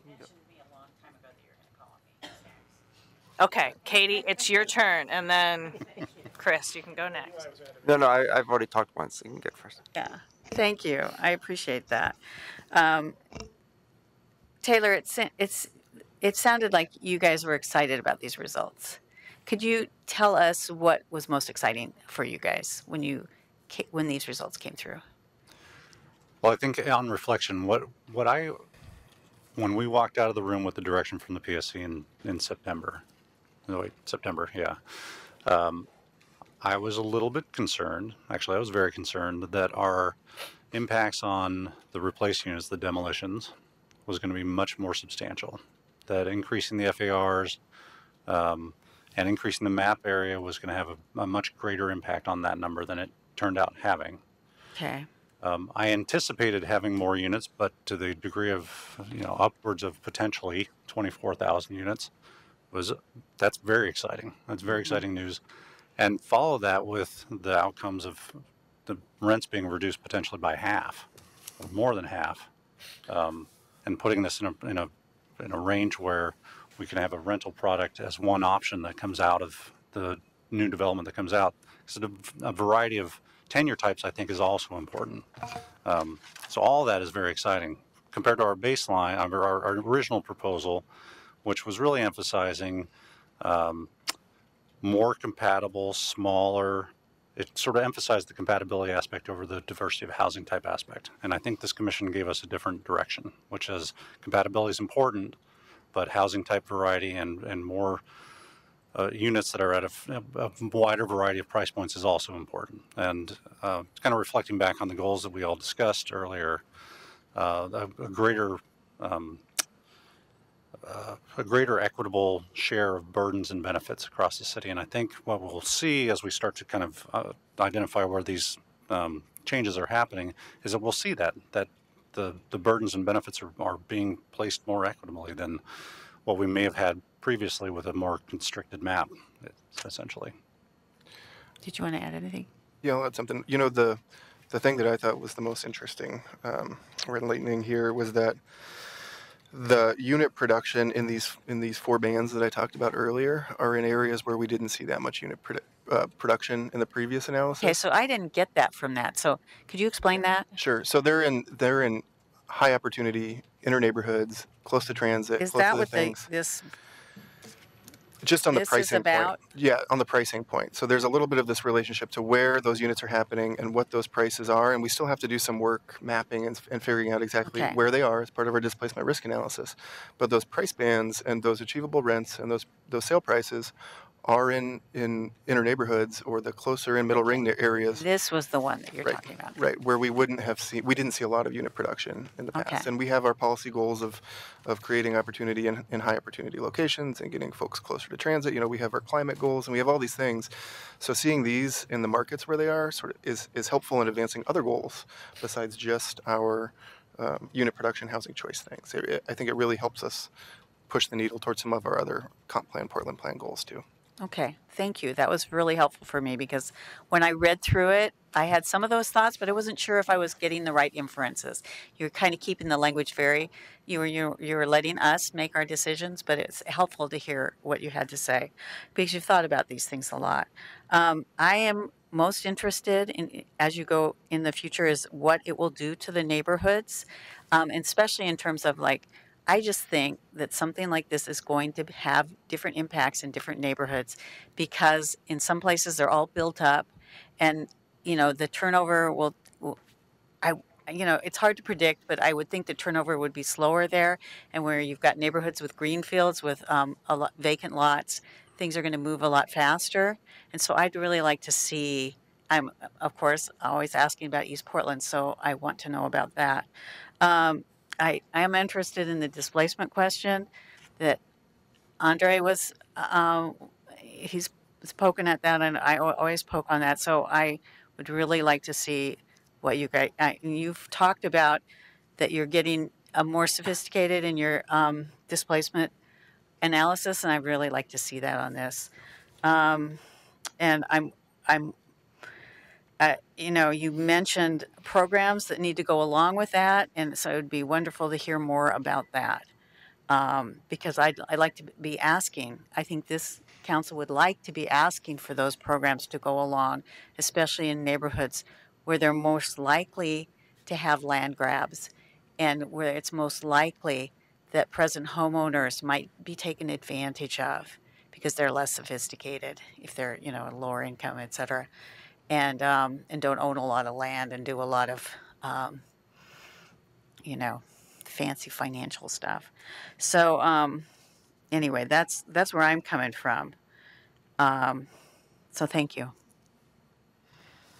Just looking at a time check, we've got about 10 minutes before we were scheduled to adjourn. So I guess if we could maybe keep it towards either quick questions, clarifications, or more follow-up for those who are remaining, that'd be great. So Chris, I think you were next. I see Michelle, and then I know that Teresa, Jeff hasn't spoken, Mike hasn't spoken, then Ben, then Eli, Daisy. I haven't seen your hand up, but let me know if you want to jump in. Like 4:30. Yeah. So I'm just going to say that I'm very happy with how this turned out, and maybe it's, you know, it's about expectations, but, you know, I remember back at the beginning of this, and I said, you know, I'm hoping we could get some people housed in the 80 to 100% MFI range, and I got pushback saying, you know, you should think more like 100 to 120. I'm glad to see there's some 80% MFI opportunities in here. So I think, you know, we have done well against what's possible with this tool in these neighborhoods. And this is not the only tool. I mean, we adopted IZ, we adopted the construction excise tax, we have 2 affordable housing bonds now in the city and the region. So, you know, this is not the only tool. There are other tools that are addressing that 60% and below, but we're going to create opportunities for people to live in high opportunity neighborhoods they would not have had before. And I don't know how we could have done better with this tool, short of taking single family neighborhoods and rezoning them multifamily. And, you know, I don't think this was the political moment for that. I don't know when that political moment comes, but, you know, I'm up for the discussion when it happens. But I think within the constraints of what this tool can do, we did pretty damn well, and I'm satisfied with the outcome. Great. So when you come back, I would be interested in if you can take a look at the housing portion of the comprehensive plan and give me a sense of what our policy direction is in terms of the ownership versus rental split, because there's an indication here that we may end up with a lot more rental, and I just want to understand how that fits with the comp plan objectives. I guess I feel like I've heard a couple of different things, that we may get a huge amount of housing and we may not get that much because people may do duplexes, not fourplexes. So I'm curious of how we're looking at infrastructure impacts in the city, how you're figuring out if you do get do you just assume you're not going to get the high end, or if we got the high end, can we actually handle it? And then just sort of circling back to what I talked about at the beginning in terms of this research I was hearing about last week, where you can have give people opportunities to live in high opportunity areas and it really not change their lives much. So making sure that other parts of the city are on board, and what are these other programs that we're having to make sure that this is really an opportunity realized, as opposed to, yeah, you're living in a better neighborhood, but in 30 years you're going to be back in the old one sort of situation. I think I went Teresa, and then Ben, and then Jeff, and then Mike, and then Eli. I think that's how it went. Okay. Okay, I have a specific question. So at the outset of the project, one of the concerns was demolitions. So do you have the demolition count by bin? Because it would be kind of interesting, but most specifically, like, are all 1,500 in bin 7? That's going to make some people sad. So maybe it's relatively separated. If you could just kind of add that to the things that you're doing, and maybe you would look at that with displacement anyway. Ben? Also, relatively pleased with the results, but I have a question and a slight concern about what these results show.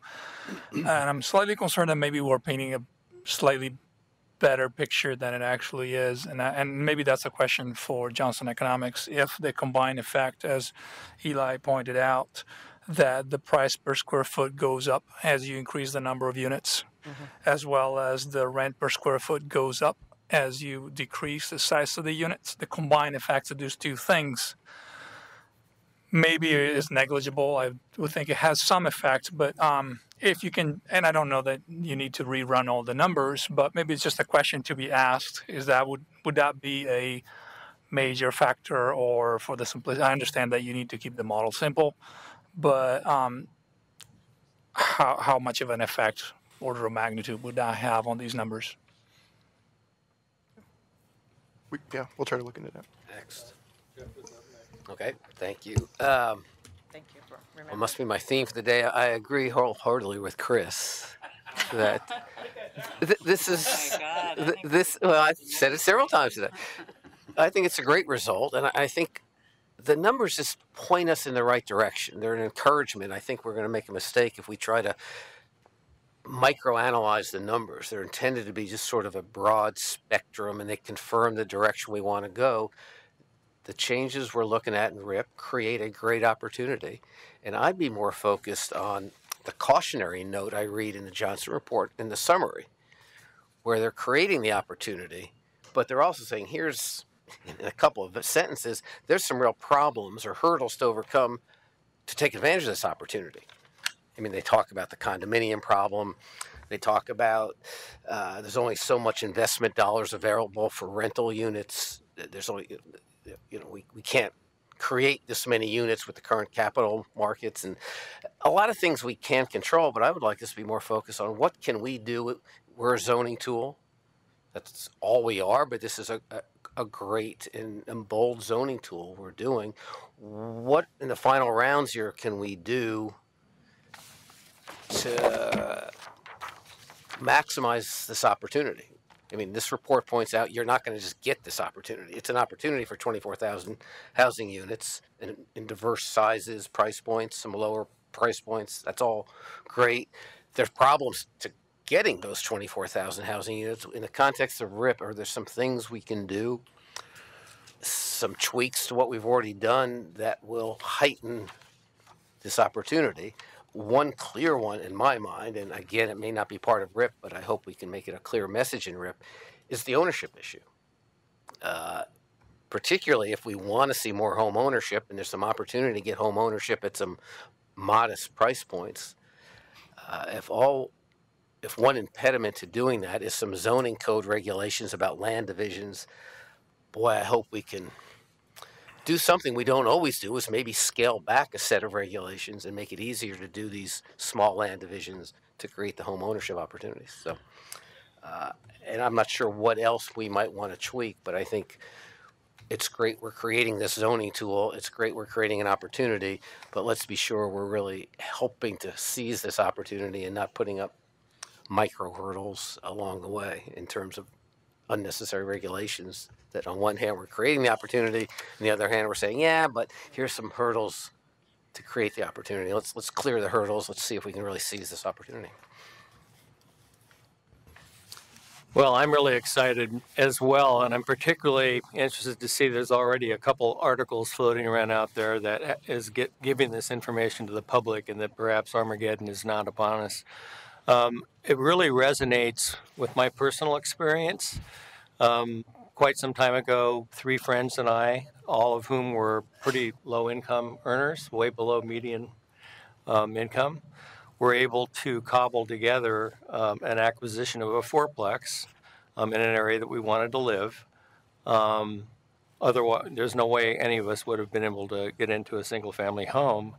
And more recently, 6, 7, 8 years ago, unfortunately, one of us passed away, and decided that this partnership that we had, because we were in a partnership, which is a little awkward, to deal with in the future, we decided to go condo. We now each own our own condo, and we would not have been able to do that had it not been this fourplex being available for us at that point in time with limited income, and then it moved into ownership.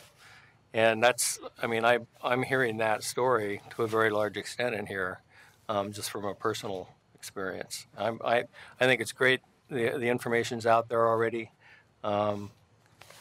We need other tools to address many issues. This, just as people have pointed out, is one tool.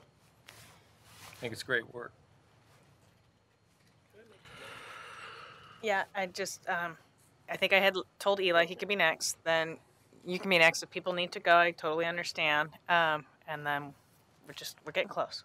Eli? Can we go back to the income slide with the blue and the pink lines?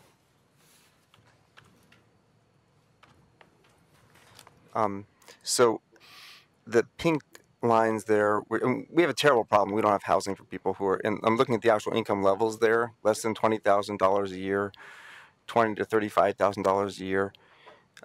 Folks at that income level have been priced out of single-family neighborhoods for a long time. That doesn't even pay the rent in a market rate, very low-income apartment building anymore. So the question for folks who are really been screwed by bigger economic factors, and displacement is one of them, because they've had to move, and lose deposits and things. It has to do with how much subsidy is needed for each one of those households to get them to live in our city. And so this is an area where this proposal doesn't go all the way, but it gets somewhere in the right direction, because if someone can afford to buy a house for $200,000, they're going to be in the light green area, I think, here, not even in the pinks. Then the amount of subsidy needed, if you can build a house the market value is going to be $300,000, they need $100,000 of subsidy. That's all the city has right now for subsidy. If the most you can build on that lot is one house, then you've got a house at a price point that could be $100,000 higher than that. So that means you have $200,000 per person, per household, to get someone who's the lower income into that house. Where rental works the same way, it's in the form of Section 8 vouchers, right? If you have a Section 8 voucher, it's only worth so much money on the rental market, and you can have whole neighborhoods in Portland where you can't use that anywhere in a single-family house. If we can get an area where the market rent drops down lower than what it is today, you might actually be able to use that Section 8 certificate some places. So I look at it as a lens that, as Chris pointed out, this isn't going to put housing on the streets for people at 30% of median income or 50% of median income, frankly, in these neighborhoods. But to the extent we have public dollars that we've gone to the trouble of voting to pass, those public resources go a lot further if the starting point is lower, the market rate is lower. So that's what encourages me, that for the housing that is going to need to be subsidized, it won't take as much subsidy per unit to bring it down to someone who really is at lower income. And the other type of housing people sometimes get is housing that's been there for a long time and is sort of existing housing. And this study is saying we're losing some of it still through demos, but tiny amount, not very different from what we're losing today. So I feel like this is, on average, means that our public dollars that we do create through passing bonds will go further if we can lower the market price point. I would just make one request, and this is really, from the start of this RIP, I've asked one question: who will benefit? And it really is about people of color. If you look at the people of color, very low income, the working poor, many of them are not working, are people of color. You look at their incomes, and you talk about Northeast. It was what caused the Northeast was it became attractive from a transportation standpoint, and people wanted to move in, and they took advantage of it. We're going to make inner Portland attractive. People are going to move in. Where do they go? And so when you do your displacement analysis, I hope you have an analysis of people of color and the very low income and call them out, because I think, it appears we're all happy about this, and I'm excited about the inner neighborhoods redeveloping, and I think that's the appropriate place. But where do the people go from inner Northeast when they're displaced? The cheaper neighborhood is outer East. And that's the very scenario that Northeast Portland experienced. And I just want to make sure that we're going to vote yes on this. We vote yes, and we understand that who we're displacing. I mean, it's not some nebulous number out there. It's actual people that are going to not have a place to live in this city. And it's about the comp plan, the Portland plan that talks about diversity, and I want to make sure we explicitly have that conversation. And I hope the displacement analysis shows us who it is. I mean, if it's one person, let's pick them out. Daisy, go ahead. I have a question. As a new commissioner, I don't know if we do this, but is it possible for us to, approve this as an official land use decision that we have the power to recommend, but also recommend to council that we encourage them to consider adding on renter protections, I don't know, funding for more homeownership for low-income folks? Is that something that the commission does or can do? Yes, so often we will make recommendations, and then also things that are maybe not within our ultimate power or control will include in a letter saying we highly encourage council to consider additional items. Yeah. So absolutely. So yeah, I'm also excited about the results. I am also concerned about displacement, particularly around East Portland. And I also want to keep in mind, I don't know what else we could do within our power in terms of zoning and land use to address those issues. Thank you. I'm not seeing anybody else jumping out of their chair to try to get another word in. I will I'll keep it brief. I also was encouraged, also support kind of looking into more opportunities for creating homeownership through other projects. And we'll leave it at that. Thank you very much, gentlemen, for walking us through this. We are adjourned. Thank you. I would love to spend some time talking with you because I am not connecting the